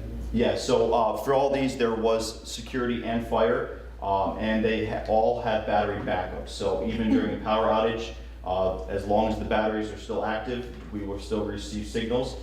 Also with that, with power outages, we receive those signals as well. So some people request that we actually notify on power outage as well. So we can call you and let you know, highway department just lost power, the water department just lost power. We also monitor generators and things of that nature as well. So those are all things that are standard with our monitoring. All right. I still haven't heard you say, motors and control functions will be monitored. That's correct. We will be monitoring those devices. All right, in both wastewater and or water. That's correct. And is that in this bid? So the ones that they specifically asked for was in the, was in the water department. In the wastewater, there was no actual equipment that they requested, but at any point that can be added as well. The main infrastructure will be there, so if they want to provide us with equipment to be monitored, we can monitor that equipment through dry contacts. And basically, if it sends us a signal, we notify. I think there's also some flow controls that we need to monitor in there, because if a pump stops and the flow comes up. That's correct. So I would like to see those included. Sure. Whatever. I'd like to talk about cameras now. Yes. So, in it, there was motion detectors, keypad, cyber smoke, again, use of cameras. So the only facility that they had asked me to put a camera probe was the wastewater. And it was only for the gate entrance to see who was coming in and out of the facility. It is nothing within any of the buildings itself. It was specifically to be put on the corner of the building to look at the gate so they could see who's coming and going out of the gate. But the gate will have contacts on it and we'll know when it's open and closed, correct? If the system is armed. So the system would have to be armed. Typically in the beginning of the day, the first employee in would disarm the system, and then from that point, it's not going to report until the system is rearmed at night when the last employee would leave. So that's what the point of the camera was. So if there was an issue, you could then look back at the recorded footage and say there was an issue at this time and see who was coming in and out of the facility at that time frame. Is your recommendation that we include a camera on that gate? I believe it's a good idea. I know they expressed some concern that if they go out on a call someplace, they don't know if somebody drives in the facility, drops something off, leaves, picks something up. They don't know at this point. They had talked about doing gate controls where they put a keypad at the gate and they'd actually have to either use a swipe card or a PIN code to enter the gate. We will interface with that, but the gate controls itself and the automated gate would have to be done through a separate contractor. We don't actually do gate controls. And we can provide you with a vendor that does do that. I believe the camera is a less expensive option for that. You are correct. Do that. And why would we not do the same for the water department? You can, it just, at the time, they had only asked me about the wastewater facility. I believe we have the same issue at the water department. They go out and the site is unmanned. We can have no idea. provide information for cameras there as well if you'd like. Well, we've got, all the access points are going to be monitored. But if the system's off during the day, it's not. During the day? Yeah, so I think the purpose of the camera, if I understand right, is, the water department arrives at 3 a.m., starts up the pumps and monitors it. The system is now turned off. Right. And there's one person there, and if there is an issue that person needs to respond to, say, Well, yeah, be a fire call, facility may be, yeah. the facility is now unmanned, and so is the system unarmed. And we don't know we don't know if anybody's coming into the facility. It is a low risk time. I mean, And I'm just bringing these up for as points of discussion. I think it's a good idea to have a camera. It's only $2,800 for the camera system. And then you have peace of mind at the water system. Do you guys monitor the camera, or So no, the cameras are typically, they are not monitored. The way that it works is there's a DVR that's set up within the facility itself, and typically it's in a locked office someplace. And what happens is, if for some reason there is an incident, that you then look back at the information and it can be pulled off the DVR to a flash drive and then be provided to the police department, whoever needs to be made aware. Does the What about the DVR highway? have to be on, does the DVR have to be? On site? Yeah. Typically, yes. There are options to do network cameras. My personal feeling is they're not the best option. If the network goes down, then you've lost your cameras. So these are hardwired. These are all hardwired systems, so they're going to be recording all the time, based on motion. We set them up based on motion. And typically, most places, especially municipalities, request at least a 30-day minimum on recording. So typically, you're going to know within 30 days if something happened, and you can look back at the footage. I heard you say the DVR would be under some sort of lock security. Yeah, we have lock cabinets that we can install to put them in if that's something you'd like. Typically, most places don't put them in a locked cabinet, but they keep them in a locked office, usually a supervisor's office or something. So we talked about water, wastewater, cameras. What about highway? I spoke to Mike about this specifically. Basically, he felt it was not necessary at highway. The perimeter of the doors, the large garage doors only open from the inside. So basically, and they're buttoned up. So his thinking was, we have the keypad at the door, that would set it up. He felt that it wasn't necessary to have a camera there. I'd like to hear your opinion, Howie. Well, I think we should have a camera there also for the same reason as the water department. I know that they're both enclosed buildings, but you'd like to see what's going on the outside in case they get broken into. And you have a record of who's out there.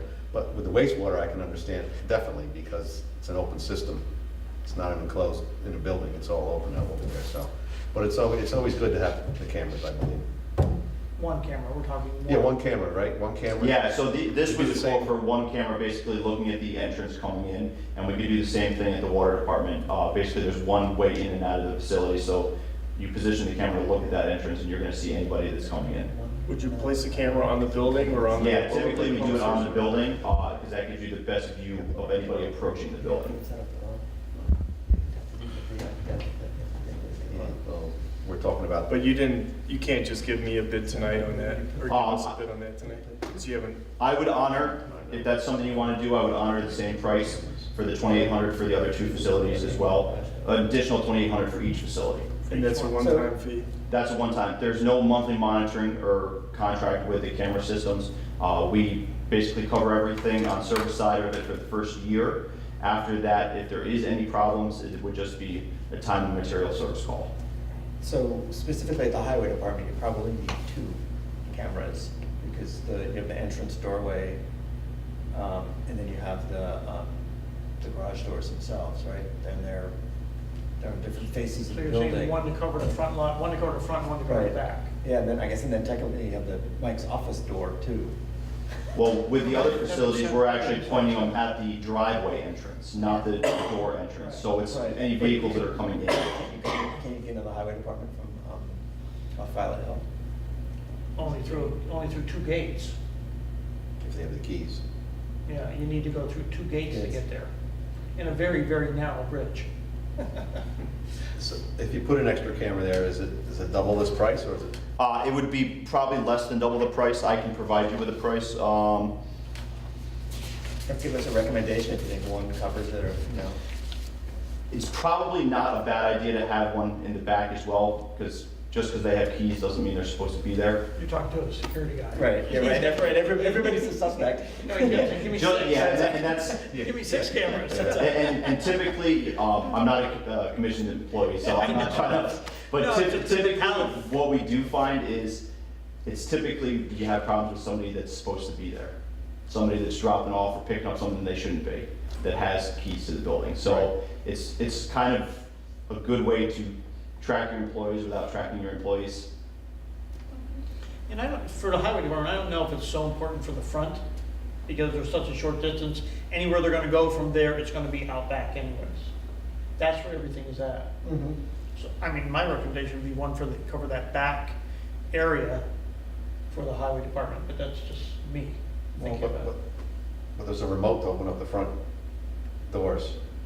So if you just Oh, go there through is. the I front. thought he just said they only own from the inside. Well, you'd have to turn off the alarm system. Right, if they use the remote to open the front door, they're gonna have to disable the alarm system. Each employee, we recommend, has their own employee code. That way you know exactly who disarmed and armed the system. Right.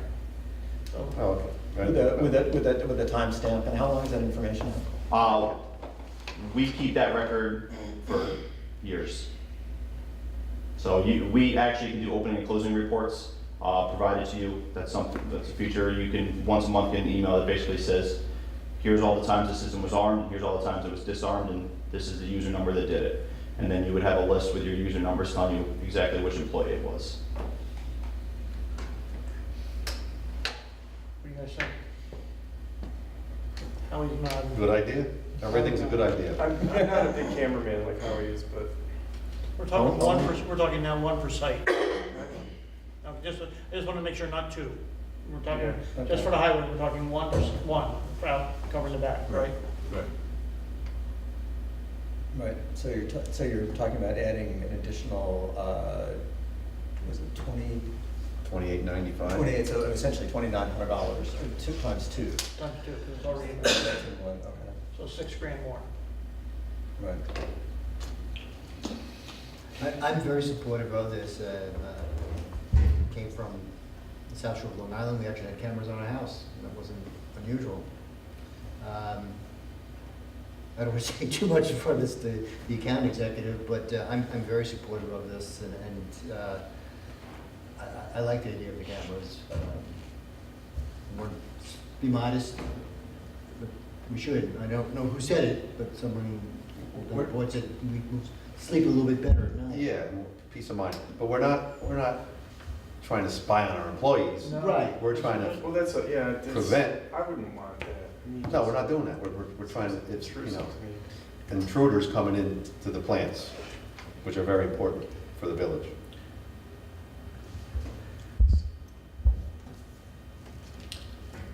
So I guess in terms of the bidding, or in terms of the money here, if we're gonna add, what's the procedure if we're gonna add something to a bid that went out? Do we have to, anybody know what the? Now, you asked for a bid for the security. Should we, how about this, should we ask for, get this in place and then go out and ask for bids for the camera system? To add them, if we want to add them. Because we are a state contract, you are actually not required to get bids, because you can go right off the state contract list. So- You still have the option of getting bids if you would like, but you are not required to, being under state contract. OGS, right? Yes, that's correct. Yeah. You know, when I first introduced this and said that I wanted it, it was really promotion to, you know, have peace of mind in terms of something fails at the plant, at any one of our plants. That was my foremost reason for having a way that if something fails, somebody can get called and we don't, and there's a person at the other end that doesn't give up until they reach somebody. So the cameras is a secondary aspect of this from what was originally, because I agree with Brant that the goal is not to see when our employees are coming and leaving. That we're not doing that. So the goal is to make sure that there's an intrusion. Correct. And so during the daytime, if the cameras disabled during daytime operations when you disable the alarm? You can, we can actually set them up so that they can only record between certain hours and certain times. That is option on the camera, so if you have concerns with potentially watching employees, you can disable them. You know, we can set it up right in settings so that Monday through Friday from 7 a.m. to 5 p.m. they're not recording. The only thing I did hear was that people do leave the facility during the day, You're right. and the facility is not necessarily locked. You're right. You know, they jump in their truck and go out to investigate something, camera's not recording.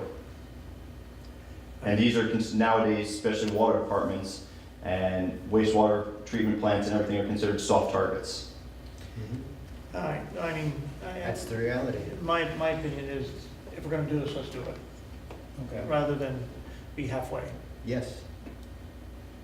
Agreed. So does that mean to add the additional 2 cameras in? Yeah, that's Okay. my opinion. So it would be additional cameras on each, so it'd be $9,000, which is roughly. No, there's one already included in Yeah, this wall. Oh, okay. Wastewater has one, Sorry. Yeah, so it'd be 2 additional. Okay. Sorry. Did you, I'd like to make a motion that we accept the bids from Safeco with the addition of the 1 camera at the highway department and 1 at the water department to look for intrusion activity. Second. Any discussion? Did you give us a discount if we chose all 3 of them? Did I see that in there? Or? Yeah, on the monitoring side, we did. On So the monitoring monthly side, monitor. Yes. Okay. Okay. I like the Um, monitoring side. I'm just voting no on it because it's fine. I get overruled. All right, all in favor? Aye. Opposed? Aye, nay. You're saying that? All right, it's Did okay. you vote no? Yeah. Okay. Yeah. Okay, very good. Thank you for your time. Thank you. Thank you very much. Yes, Thank you. Thank you. No. Anything else for highway? That will do it for highway. Done? Done. All right, water department. Okay, so that was the big thing.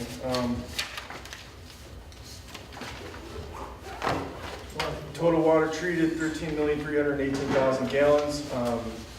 We passed the annual health inspection with the board, with the county. Flying colors, I just got a letter from them. I guess there might be a couple of minor things like tree removal and stuff like that. I haven't had a chance to go through it, but that's good. We got sampling requirement specs from our engineer for the lagoon. We're going to borrow a sampler from the Kingston wastewater facility and do our sludge samples with the boat that we got, so before everything freezes up. And then hopefully work on the, the bid package to do the lagoon in the off-season here, so they could perhaps get teed up for the spring. That's basically all I have. I didn't get the report, so, yeah. The letter from the Yeah. county? No, I didn't Yeah, get okay, I'll the get it to you. report. And the water report. File's empty. Okay, here. Do you want me to just read it, or? You haven't? I didn't see it last night. Yeah. Okay, total water treated was 13,380,000 gallons. On the 19th, there was a power failure. 20th, Aqualogics on site to fix FB number 2, VW, and FB number 1 actuator programming. The phosphate delivery was on the 20th. New phones connected on the 20th. Coagulant delivery from Holland was on the 21st. Diesel delivery for generators on the 21st. The 27th and 28th, they cleaned the settling tanks. And the Board of Health inspection was the 29th. And then quarterly samples were collected on the 27th and sent to Holland. That's our report there. Do you want to see it, Matt? or- I'll get it from them. Okay. Okay, committee reports. Tree. Three, okay. One second, let's get my section open. Well, wastewater. wastewater, We don't sorry. have a report either. You don't have? No. Okay. Oh, that was the one that wasn't there. wastewater. Yeah, we don't have a Sorry. wastewater. It was mainly about security, which we already talked about. Very good. Okay. So the tree committee was able to act on two applications, one for the removal of a tree that's Dodd Crane on Livingston Street. There was a very tall maple tree. The tree committee approved removal of the tree by a certified arborist. Michael Bird of 62 Livingston Street applied for an application to prune two large maple trees. The tree committee did approve that, although they had some recommendations that they'd like to send in the approval letter in terms of just making sure that the tree is balanced, pruned, so that does not go over. And also, the arborist is unknown to us, so that we needed to see proof of the arborist certification and insurance coverage. Okay. So they approved it with those stipulations. Also, just a quick review, we spoke about the fall planning at the last meeting, and they are looking at new sites. The focus of tree planting in the spring will be on the south side of town, and they've already got, I think, about 20-plus locations that they're looking at, but if people want trees, they should definitely contact the village. And over the next couple weeks, John Fenton and Tom will be going out into the village to find hazardous trees on village property that need to be taken care of by the village. And that's about it. Well, so we need to vote on Michael Bird's tree and Dodd Crane's tree. Yeah. So I would move that we accept the recommendations of the tree committee for the application of Michael Bird on Livingston Street and Dodd Crane on Livingston Street for one for pruning and one for the removal of trees. Second. Just a little bit of discussion on the Dodd Crane tree. It's a kind of a big tree, Yeah. right? Yeah, But, it's on my property also. I know, it's kind of splits between the two of you. It's kind of very large and there's a lot of root. Right. done to it, so they'll remove all the root as the stump as part of this? They're not just gonna cut the tree off and leave the stump there?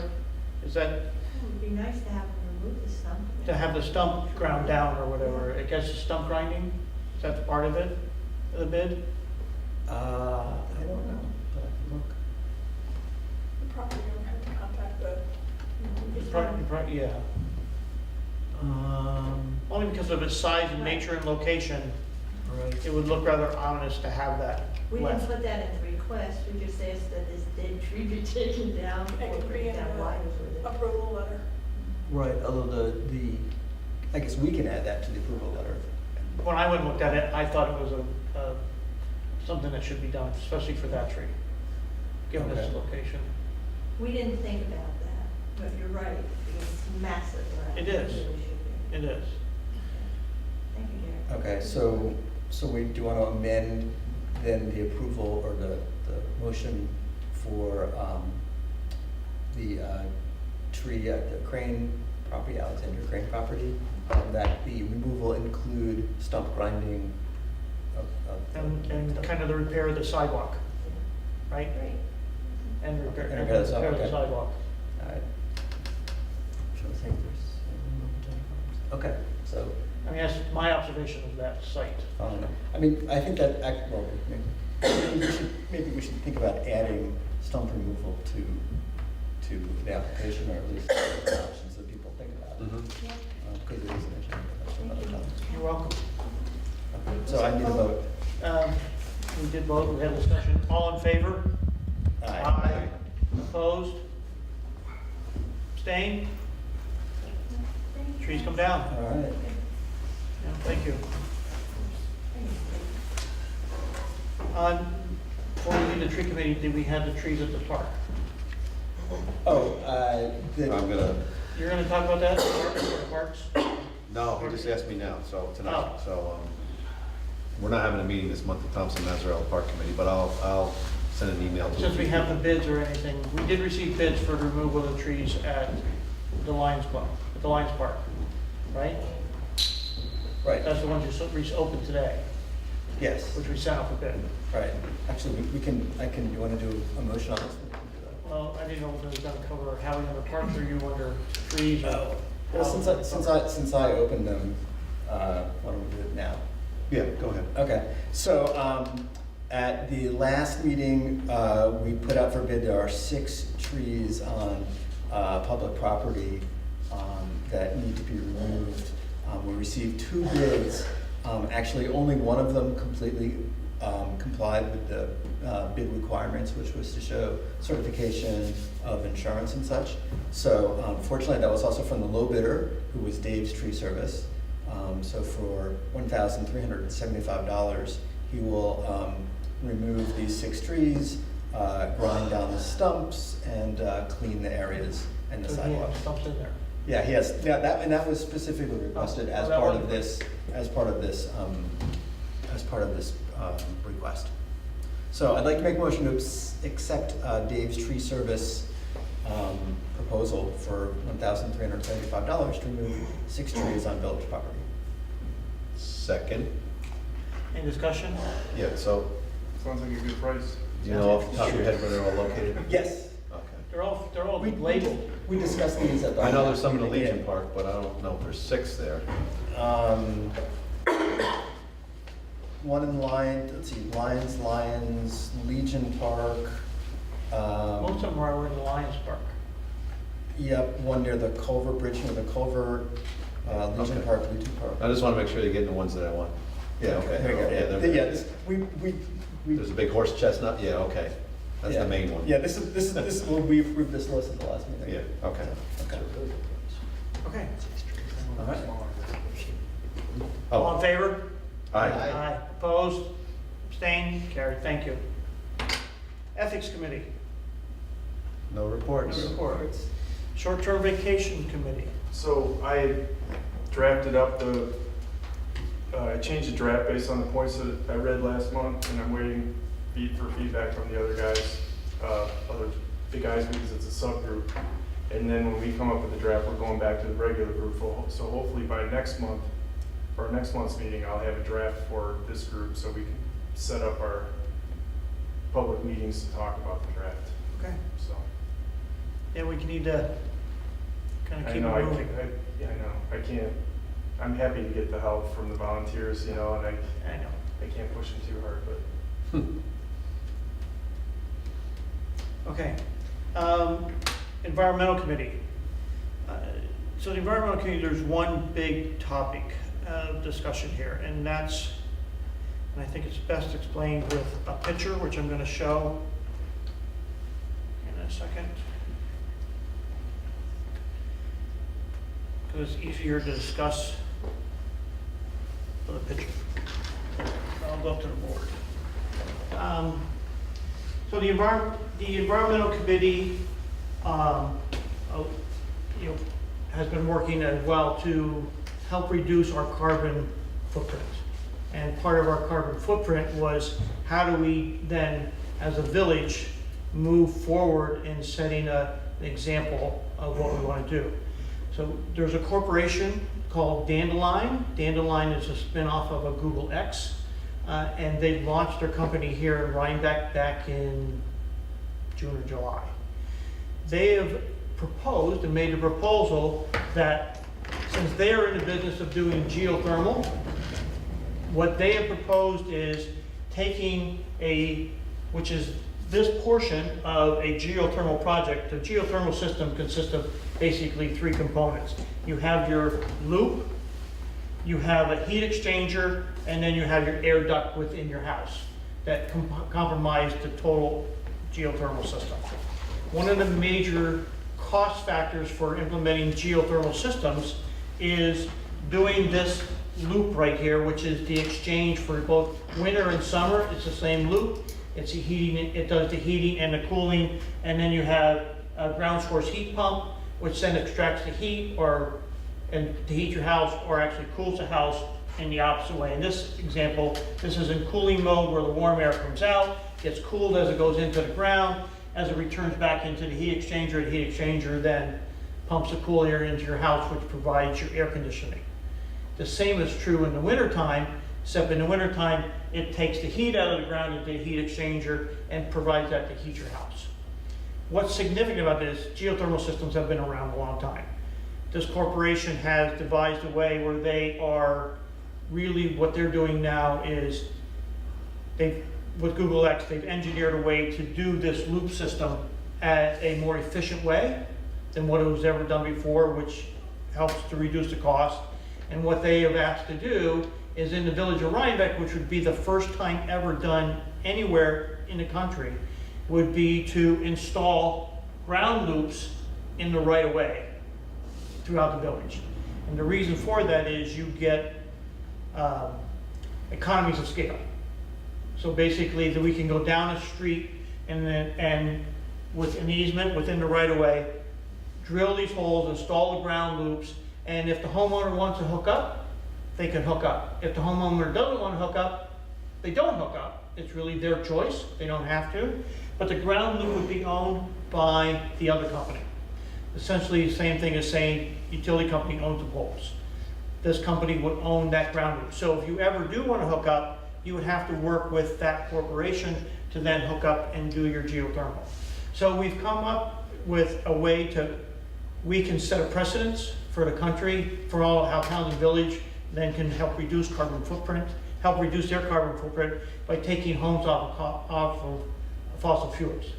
This only works with homes where you have an air duct system right now. It doesn't work in a home where you have a hot water heating system, all right? A force, that kind of system. But if you have ductwork within your house, this kind of system would work. And so the proposal is we would offer to all the village of Rhinebeck, everybody, the advantage of having one of these ground loops installed for free. Totally free. Their only cost, if they ever wanted to hook up, would then be to buy the heat exchanger, which is the ground source heat pump, and whatever, and the air handler, which then forces the air throughout the system. A significant cost reduction in terms of reducing, the cost for somebody to go off of fossil fuel. In an average homeowner in The village of Rhinebeck uses between 800 and 900 gallons of oil a year. This is average. Some are more, some are less. Obviously, that's the average. It costs, on an average, to run a geo system 5,000 kilowatt hours per year for electricity. If you take the cost of fuel versus the cost of electricity, the homeowner is saving, depending on where those numbers rise, between $1,200 and $1,500 a year just in utility costs. Forget about the cost of getting the ground loop for free.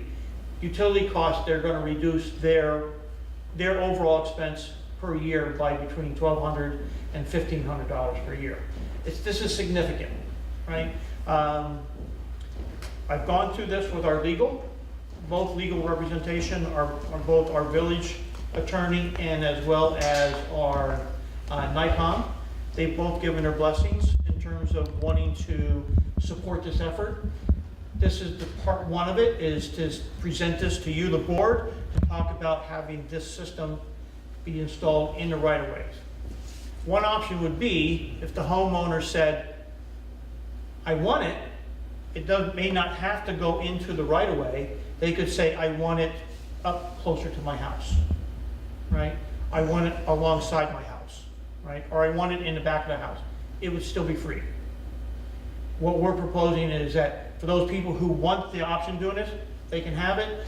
If not, we can also do them in the right-of-way for future hookup for those customers. Still free, all right? I don't know what else to say, but this is unique. Mayor Bassett? Yes, sir. I can answer any questions you have. I'm with you. Yes. Okay. Well, come on up.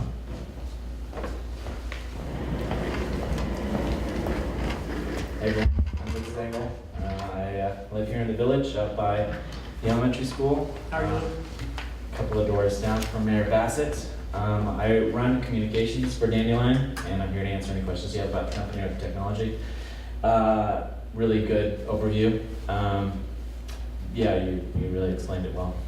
Can I start? I got a question. I think there'll be lots of questions. So right away is, it's surveyor, local surveyors explained this to me and a local attorney. Our user road right-of-ways would probably end at road's edge. When we have a user road with sidewalks, it probably would end where the sidewalk edge closest to the home. There are some streets like where I live on Stortini where the right-of-way is actually like by your surveys, the individual surveys, and it goes well into my lawn. So when do you envision, how does that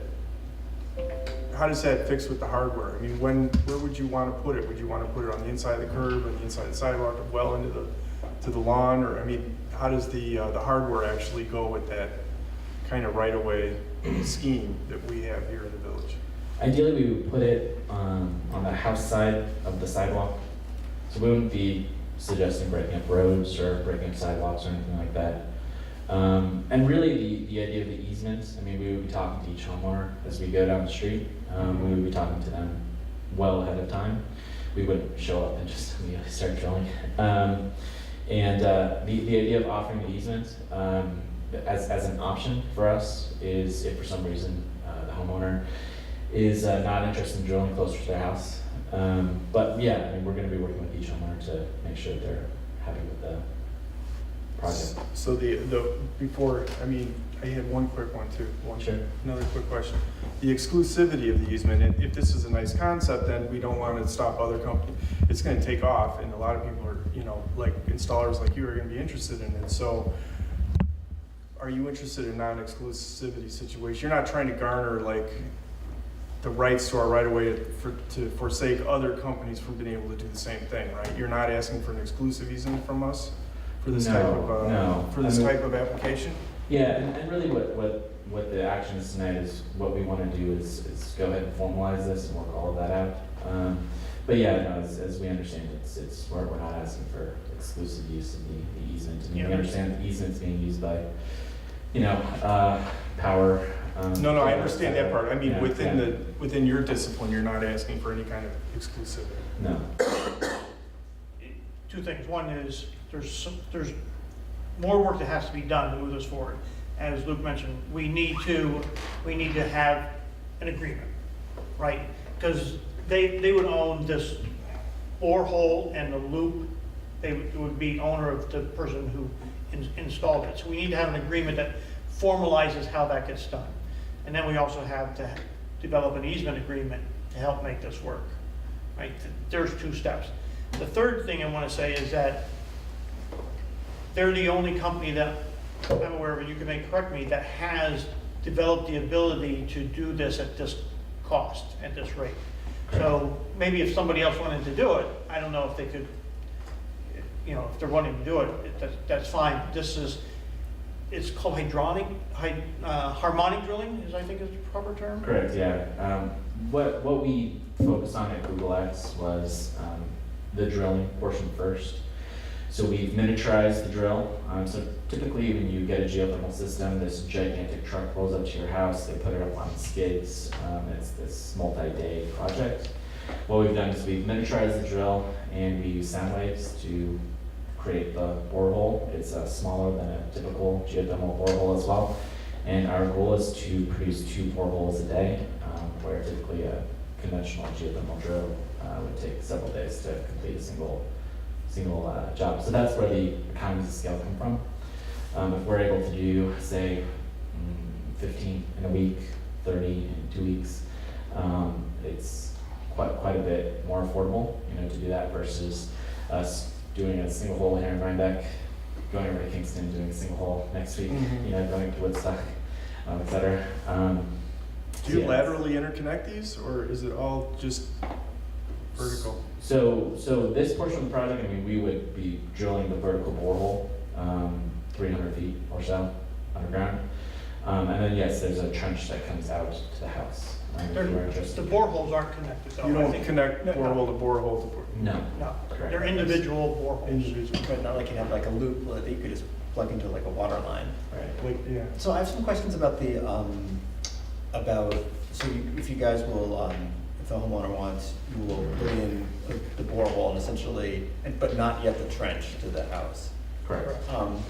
And then you guys have essentially an exclusive contract to put in the equipment, or how does that work? Do you have certified contractors who are gonna be doing the work? Yes. So a homeowner can go out, or how is the second half of this working? Right, so we, for example, let's say that we drill a borehole in front of your house.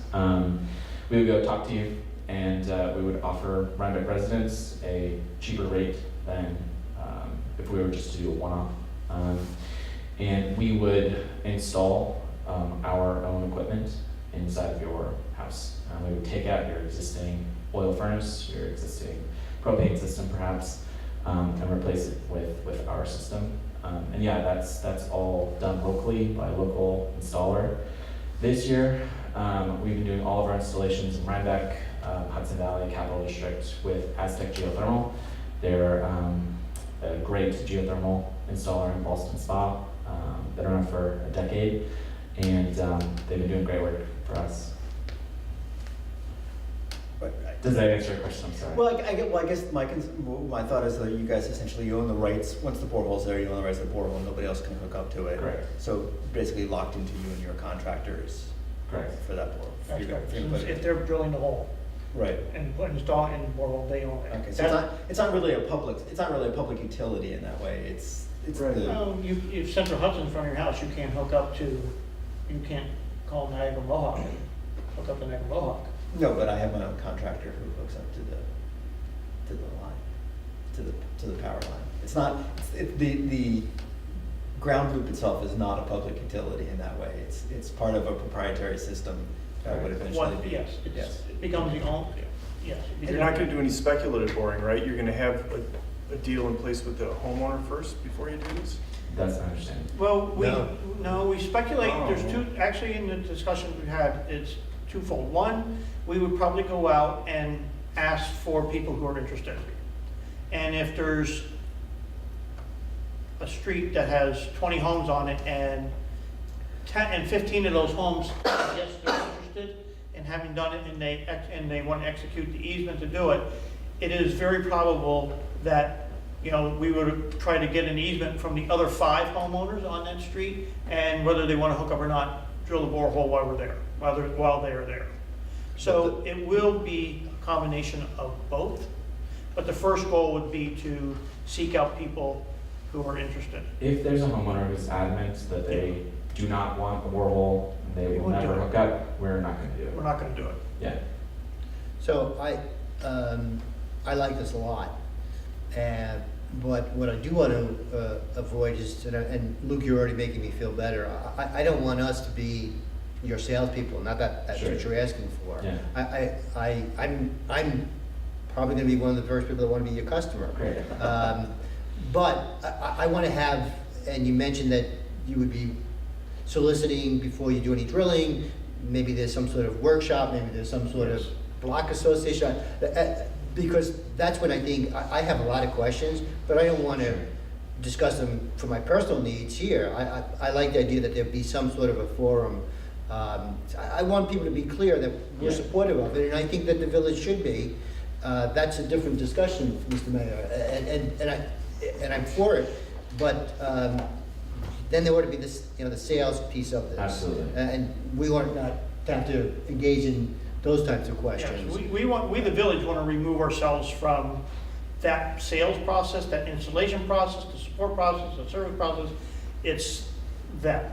It's not us. We are providing the access via the easement onto the property to do that. Which I'm fully, at least this board member is, because I think that's what we should be doing.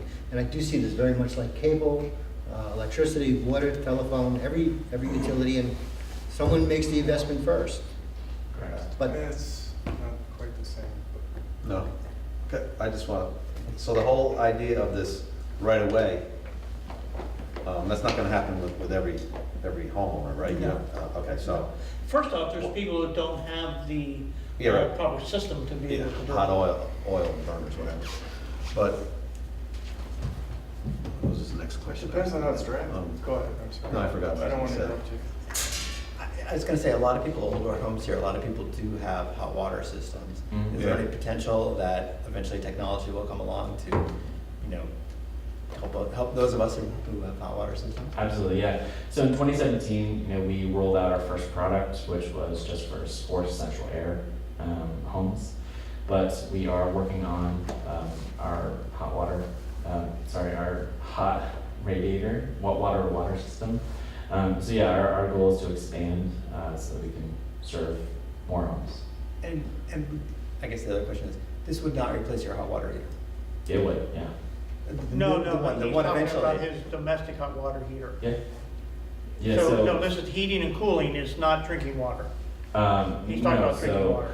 So yeah, what we do is we go in, we pull out, like, for example, a conventional oil system, right? We pull out your oil tank, pull out your oil furnace, pull out your air conditioning towers outside, and pull out your hot water heater, and we replace it with a system that's about the size of a refrigerator.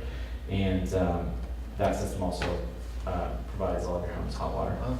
So it does heating, air Is conditioning, that and combined hot one, or water. what's the? I'm sorry? And that's all off the ground pump, or do you heat the hot water just with electricity? Yeah, it's all off of the ground pump. Yeah, that's impressive. So again, with the right of way, you're just asking the village for permission to go into the right of way. In case you need it, you don't need it for every house. Yes. Okay, then the other question is, I looked into this 10 years ago, and I was told by Hudson Valley Clean Energy, which is now Hudson Solar, that geothermal only really works if the tight envelope of the house, very well insulated. They would not do it unless they had control over the whole building of a building. They would not go to a house that's been up for 2 years and do it, because they said it doesn't work. Why does it work now when it didn't work before? Okay, so Dandelion, I mean, our goal is to really modernize and modernize geothermal and our installations so far this year have been about half the price of conventional geothermal. So I mean, we're already making strides there. For us, our goal is to produce the geothermal product for every single home. Part of the process is that we have a technical inspection. We have an engineer who comes out, takes a look at your house, and works out the size of the system, whether your system will, have the correct specifications.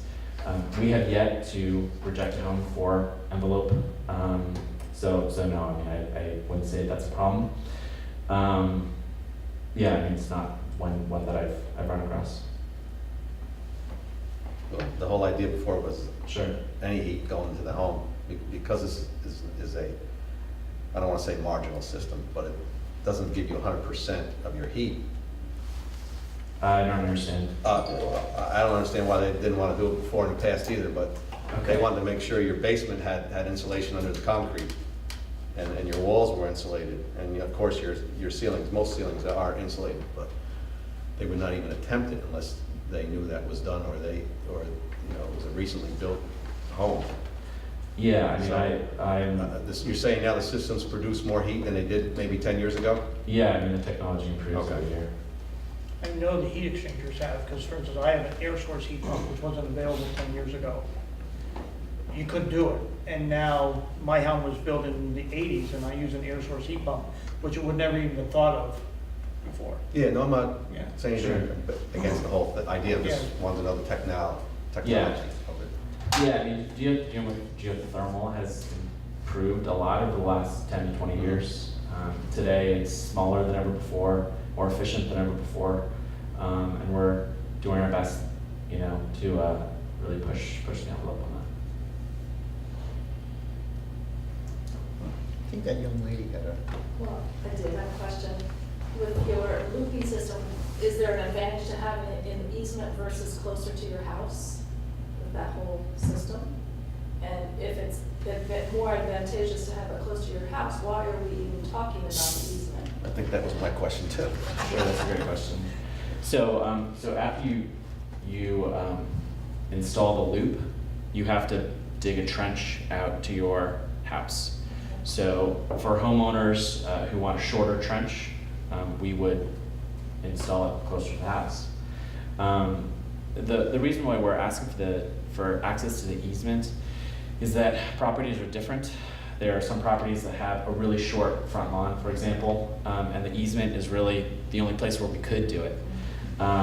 What we're hoping to do is make this an option, so when we go talk to homeowners, we say, this is a new program, this is kind of your options, here's what we suggest, and if the easement is the best solution, we have that in our pocket and able to do that.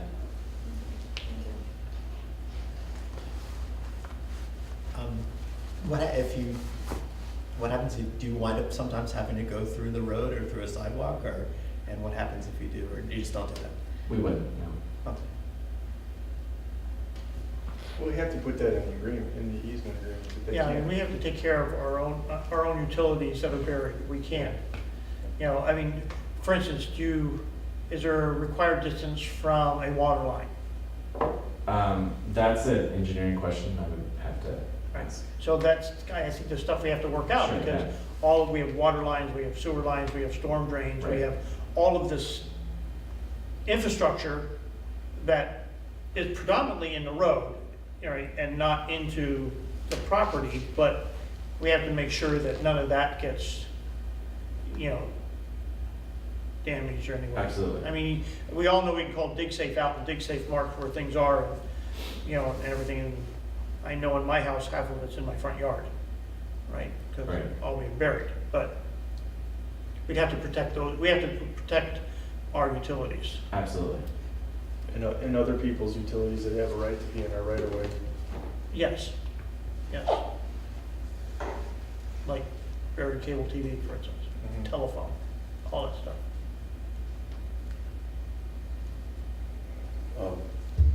You just made me think of something. I know we're talking about maybe in the future expanding our wastewater. What if some of these loops are already in right-of-ways where right now, say your neighborhood, my neighborhood, we don't have wastewater, but in the future, there might be wastewater lines going through. But they would go on the street, right? Sometimes they do, sometimes they don't, but these loops block the potential areas where wastewater could go. Yeah, I actually thought about that, because I think then if that happens, again, like we're engineering now where it can go, we'd have to then say, all right, we know where these things are, we have to engineer to compensate for it. It'd be just another item that's there that we have to know that it's there and be able to work with it. By having the easement as well, it lets us know where they are.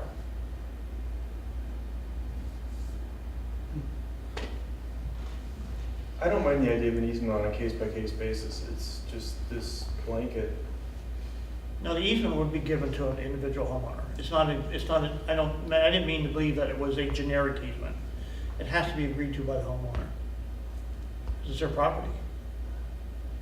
I think what you said was It's a fallback right-of-way position, easement. right? Oh, it's a I'm sorry. right-of-way easement, yes. Right. The easement is a fallback position. If you come to the Rossi house and I say, hey, I really like this, I'm just not ready right now, or she said, well, you know what we could do, and it's not gonna cost you anything, it's gonna save you money later.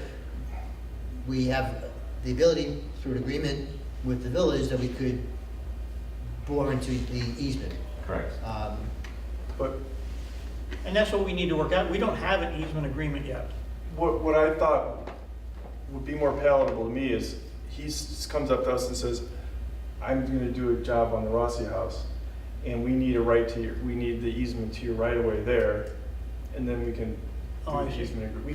We can have a master easement agreement that says when the issue comes up, bam, we have an easement with Dandelion, but I would rather not give a blanket easement to the I see. entire Yep. village.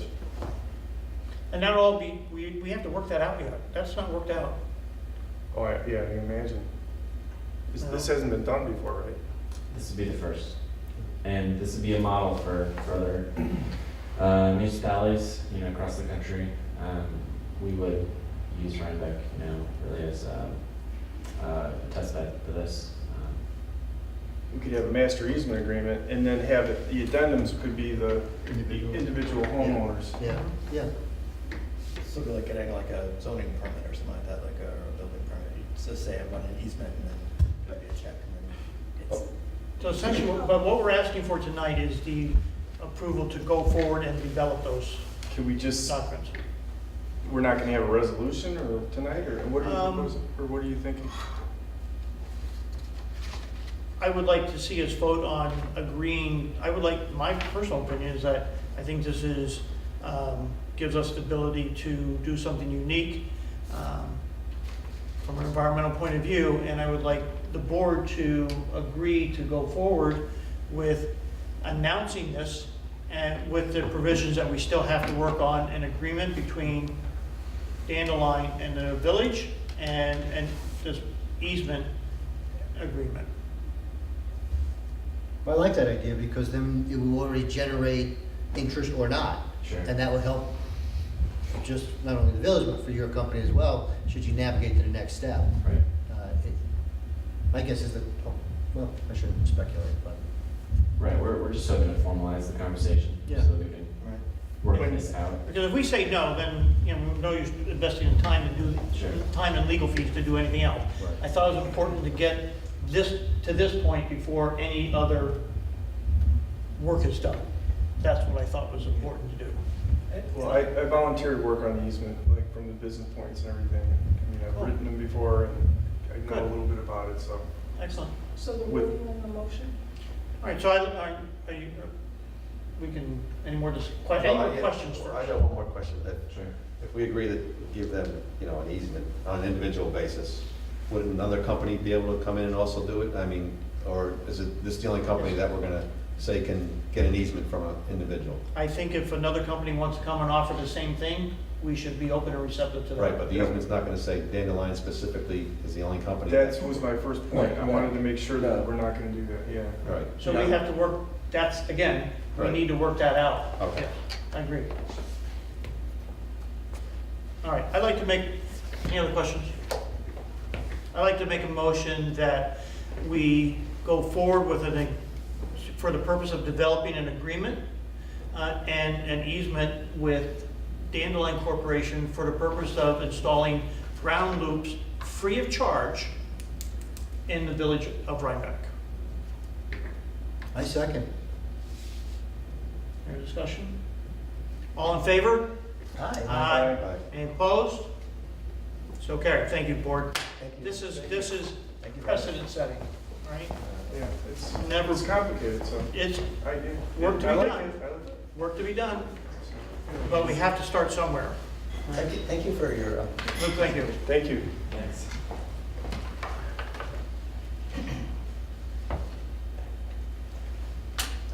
Parks Committee. We basically talked about everything I was gonna talk about. That I've contacted the county about, they confirmed since our last meeting that we're getting the grant, community development block grant for the Legion Park. So I've been talking with the county and our engineer and getting that going. And the other thing I was gonna talk about was the Thompson Mazzarella Park that Liz Mazzarella donated $10,000 from the Porch Fest. And we appreciate that very much, Liz, even though you're not here anymore. Do we know how the money's gonna be spent? No, I mean, we we're 50% owners in that. we have a 501c3 for the park committee, and the money's being put into that. We don't have a specific place where it's gonna be spent. A Because specific portion of it, whether it's gonna be handicap access or parking or whatever, it's No, just going into the. In the future, where there's gonna be a fundraising,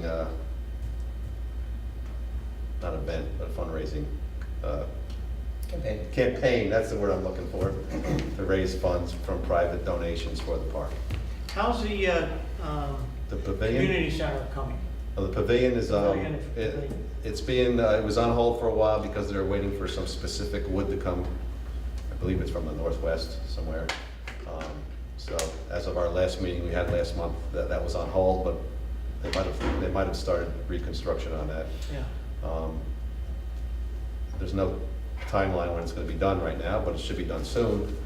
And we're not having a meeting this month due to the holidays, so our next meeting will be next month. It's always the third Wednesday of the month. If any of the board hasn't gone down to see the pavilion under construction, I really encourage you to go down and look at what's being done there. It's very nice. Yeah.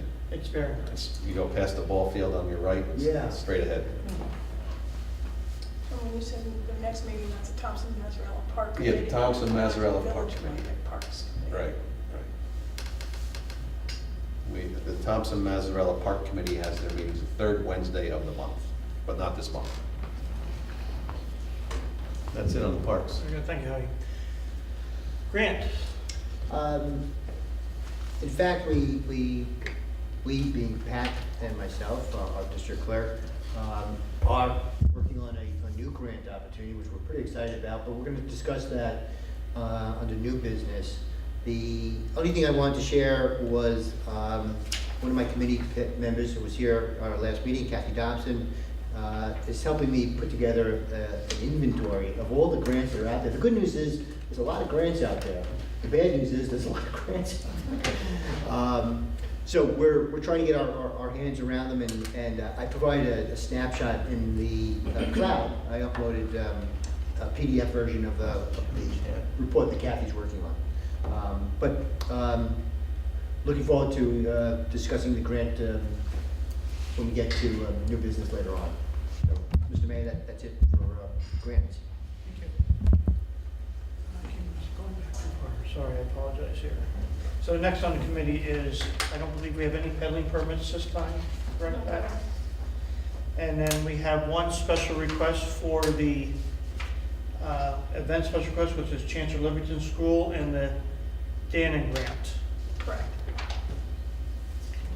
I don't have that in front of me.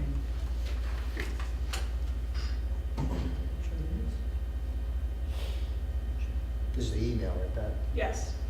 Ah, I Do you have it? downloaded it here. Yeah, I'm just, it has to download, that's all. Okay. So this is from the Chancellor Livingston School, and it's called the Dannon Grant, and it was addressed to Pat. It's a follow-up to their conversation below regarding the information of Dan and Daniels and Project Fit America Back to School grant contest for the village board.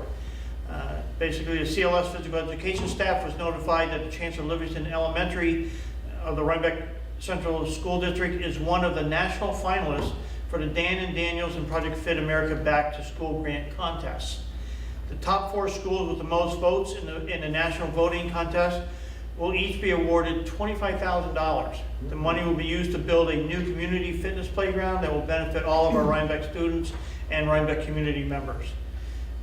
They, the Chancellor Livingston School, greatly appreciate the Village of Rhinebeck's help to promote the local Rhinebeck school by helping to get the word out to the community.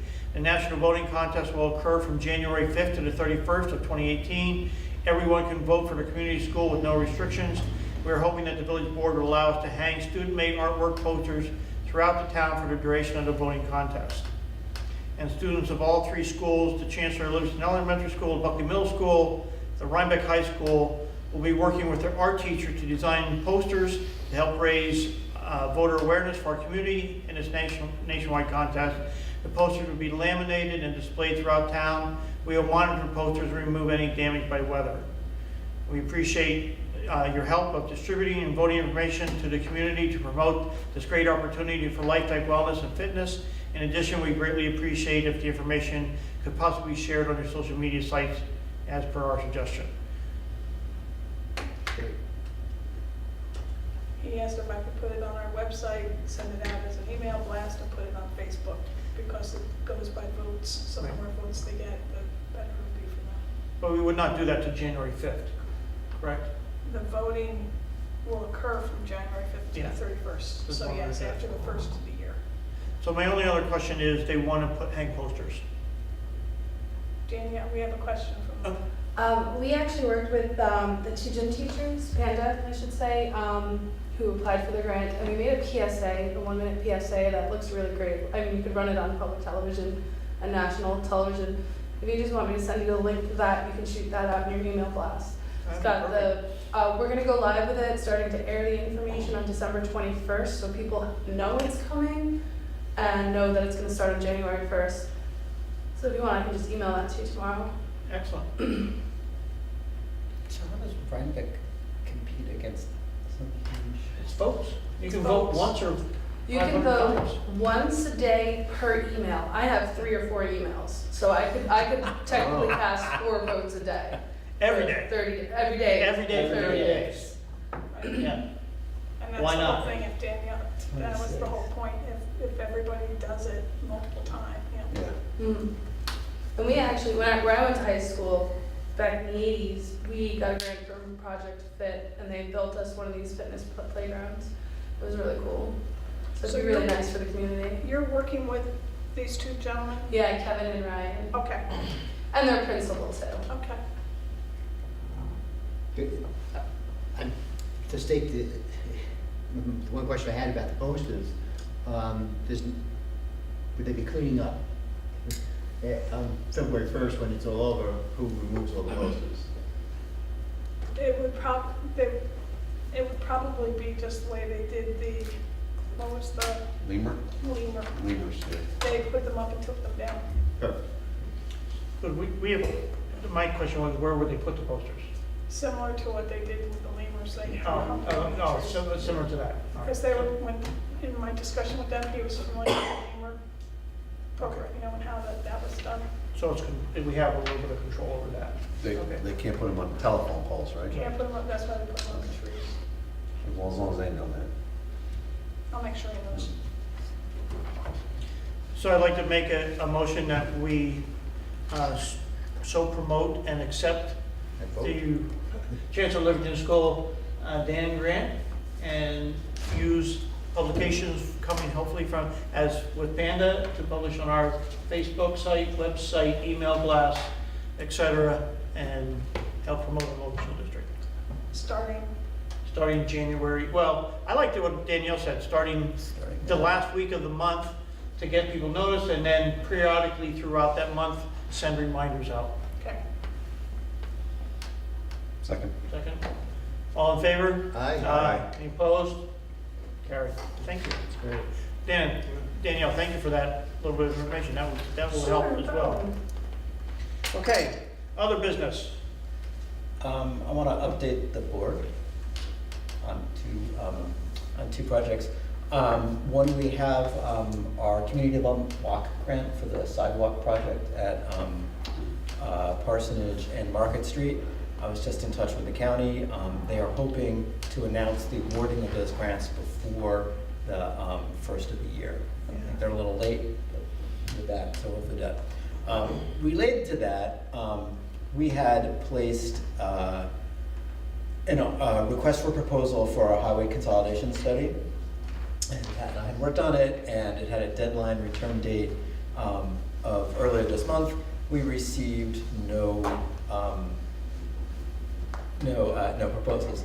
So I followed up with the county. Turns out the county, who was responsible for putting this up on the state bid site, did not put it up on the state bid site. So basically, what we're going to do, I don't think I need a resolution here, but we're going to basically extend the period out to probably about February 1st or so in time for our first February meeting, about a month, give people about a month to work on it, excluding the time for the holidays. I have a personal guarantee that that our paperwork will get walked from one desk to another to make sure that it does go up on the state website, which is one of the services that the county was supposed to provide. Should we also be going to other places? 'Cause I believe there's several places that are known that. We can contact, if we know some people who would like to be interested, we can give them a call as well. I Let them think know we it's out should there. not depend on solely on the county. Let's go out to these other places. Okay. I definitely have a list of them. Okay. So I just wanted to give you guys an update on that. So it was a little disappointing, shall we say. Okay. Moving on to other business. A proclamation recognizing January 21st to 27th, 2018 as School Choice Week for the Village of Rhinebeck. So I'd like to read in the proclamation. The Village of Rhinebeck School Choice Week, whereas all children in the Village of Rhinebeck should have access to the highest quality education possible, and whereas the Village of Rhinebeck recognizes the important role that an effective education plays in preparing all students in Village of Rhinebeck to be successful adults, and whereas quality education is critically important to the economic vitality of the Village of Rhinebeck, and whereas the Village of Rhinebeck is home to a multitude of high-quality public and non-public schools from which parents can choose for their children, in addition to families who educate their children in the home, and whereas educational variety not only helps diversify our economy, but also enhances the vibrancy of our community, and whereas the Village of Rhinebeck has many high-quality teaching professionals in all types of school settings who are committed to educating our children, and whereas School Choice Week is celebrated across the country by millions of students, parents, educators, schools, and organizations to raise awareness of the need for effective educational options. Now therefore, I, Mayor Gary Bassett, do hereby recognize January 21st to 27th of 2018 as Village of Rhinebeck School Choice Week, and I call this observance to the attention of all the citizens. Second. All in favor? Aye. Aye. Opposed? Okay, thank you.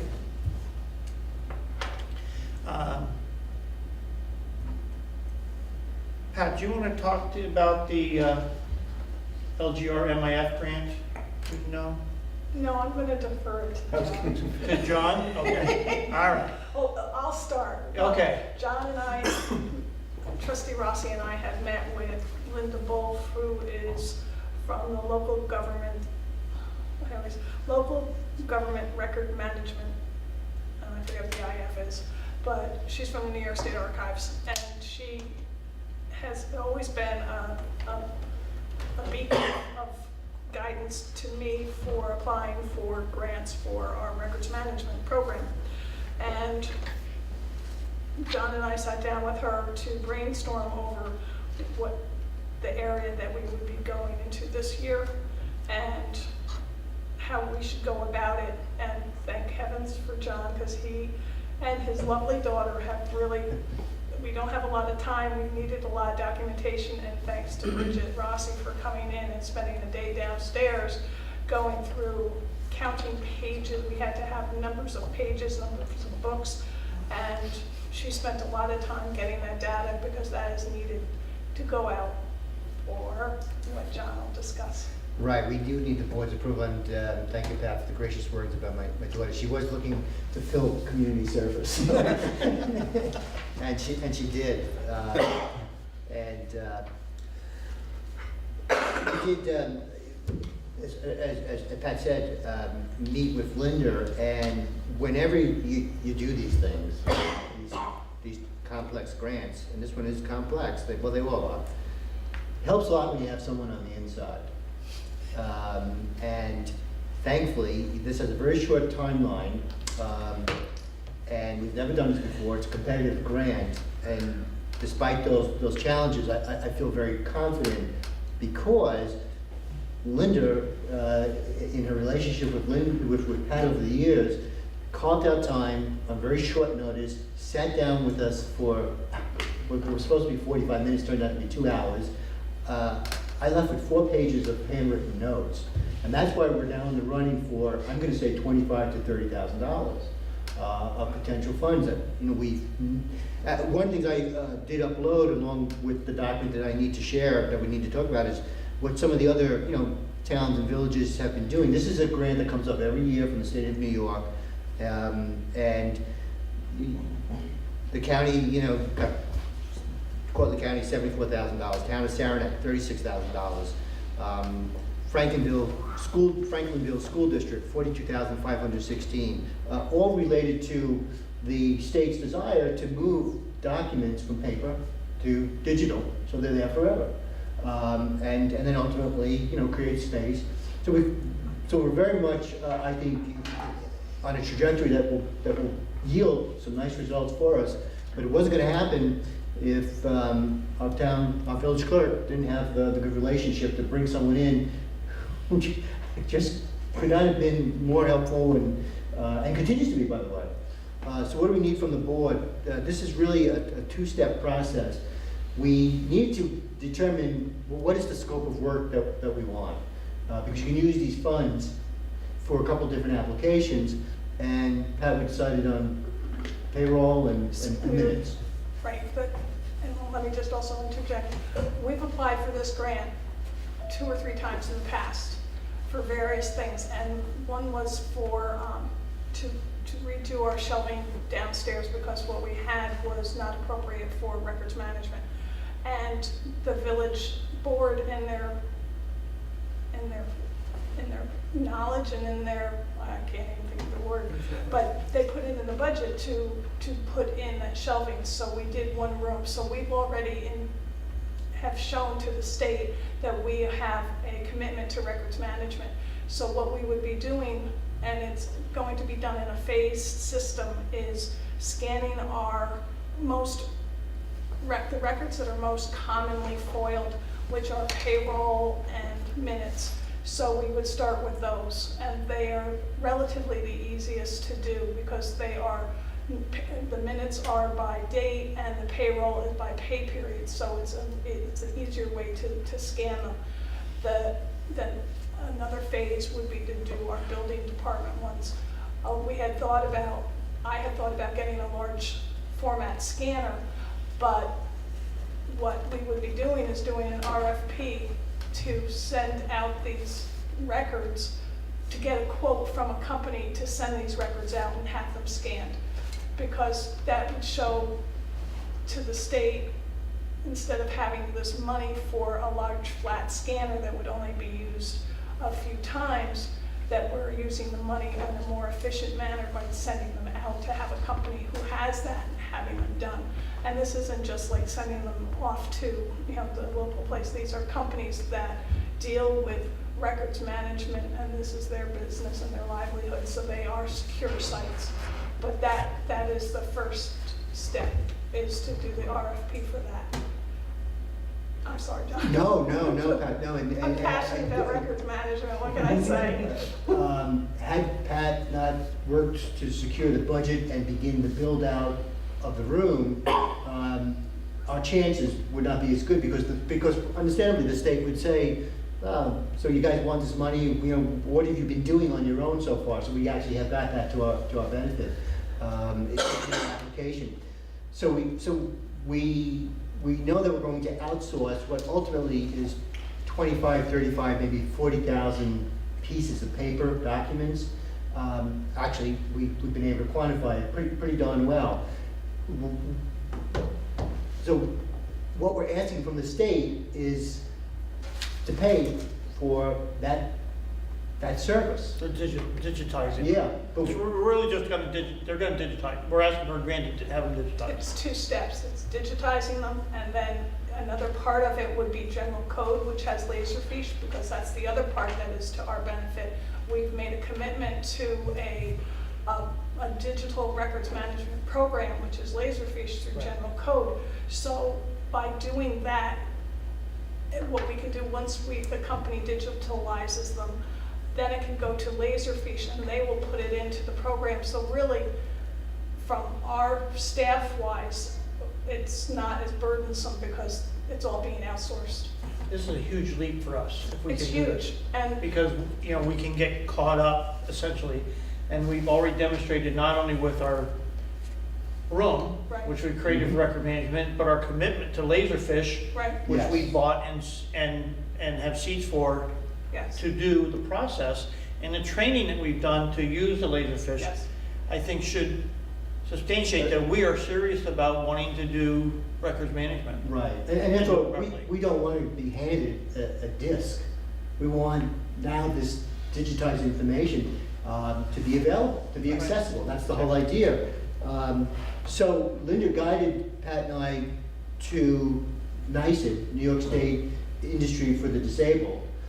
That's the focal point, and they'll farm it out to their professional established resources to give us a bid. And we will use that bid from that company, as decided by NICID, to generate the grant dollars that we're looking for. So the timeline is really tight because the deadline is January 16th. We work backwards. We can't file the actual application until we know what the costs are. We won't know the costs are until we get the bid from NICID or one of their resources. So uploaded in the cloud is a draft of an RFQ that Pat and I have been working on continuously. If you kind of scroll through it, you don't really have to, but page 2 is where we actually document what it is that we counted and what it is that we want. And then we suggested to Linda, wouldn't it be helpful, because remember, we're not scanning 8.5 by 11 pieces of paper. We are doing that, but we also have stuff that are in binders and bound. One of the sets of minutes is from 1854. It's in a bond, and it's tightly bound. We don't want anyone taking that apart. And so we said, well, why don't we take some pictures of what this stuff looks like? She said, that's a good idea. The net to all of this is that we need to get this in front of NICID tomorrow, because they need about 30 days to get the quote back. That takes us to January 13th. That gives Pat and I 72 hours to get the actual application done. I'm confident that we can get this done, but I need the board to support. Let's get going. Okay. Go. I'm overselling, right? You're overselling, you're sold. I say aye. Okay. All right, make a motion. Make a motion that the board accept the remittance of the RFQ as presented here tonight, and John. Second. All in favor? Great, thank you, guys. Opposed? Abstained? Carried. Very good. This is great. I have to thank John. Oh, Yes. it's a team effort, thank you, Pat.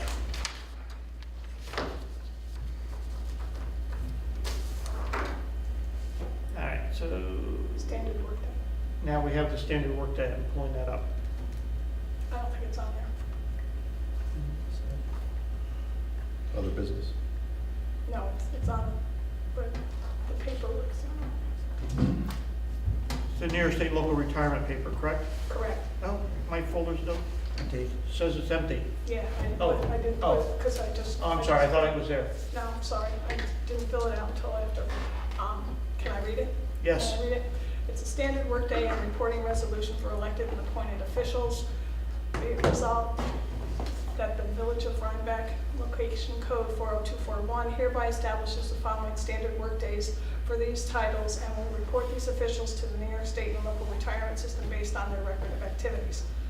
The mayor, and let me go back, this is our previous mayor, Heath Tortorella, and I have his social and his registration number and his term from 4/1/14 to 3/31/17 with his record of activities. And then village justice, William Sanchez, I'll again, with his social and registration number.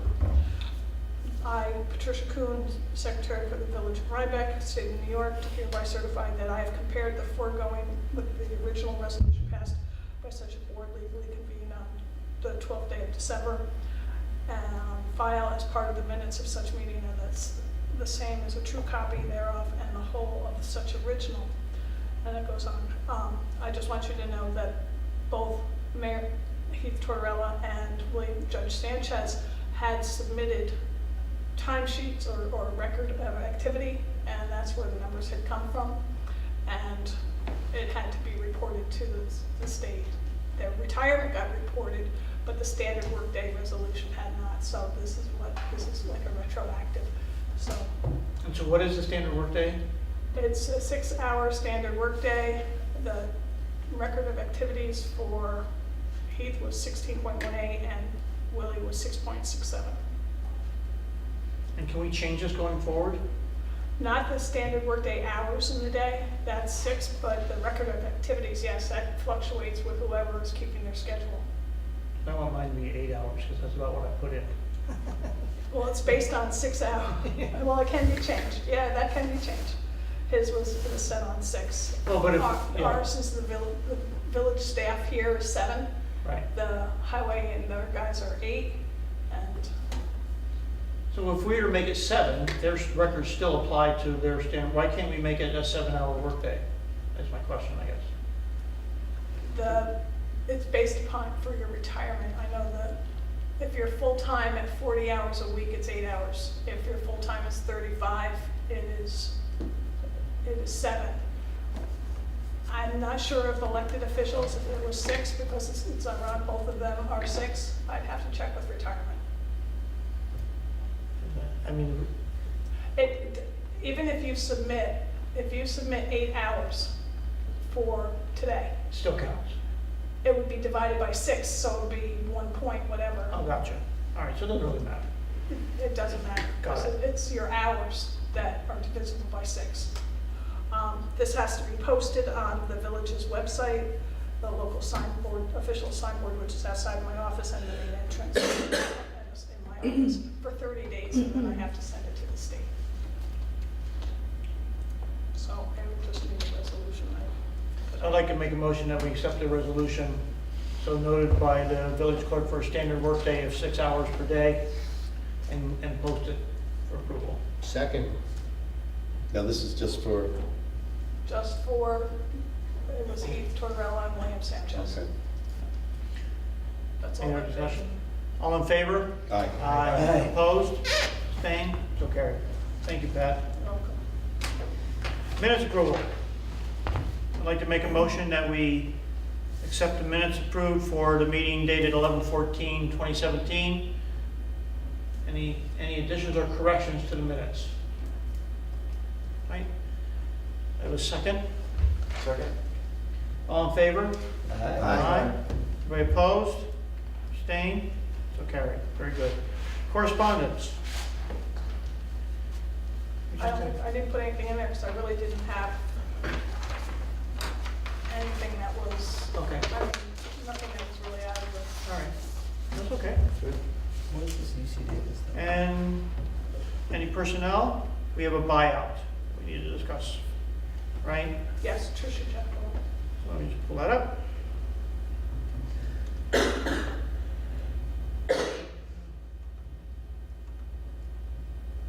And I don't know when I pulled it up, it didn't come to that document. That's the wrong thing, hang on. So I have it. No, I'm sorry, I got it. So I just put the wrong document. So this is dated November 30th, 2017.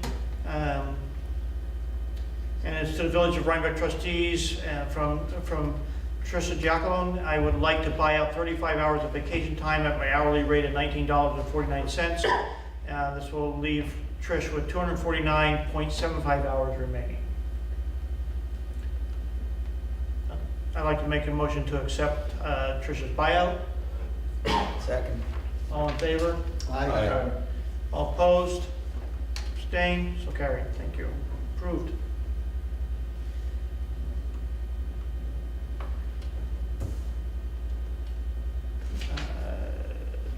Next on the list?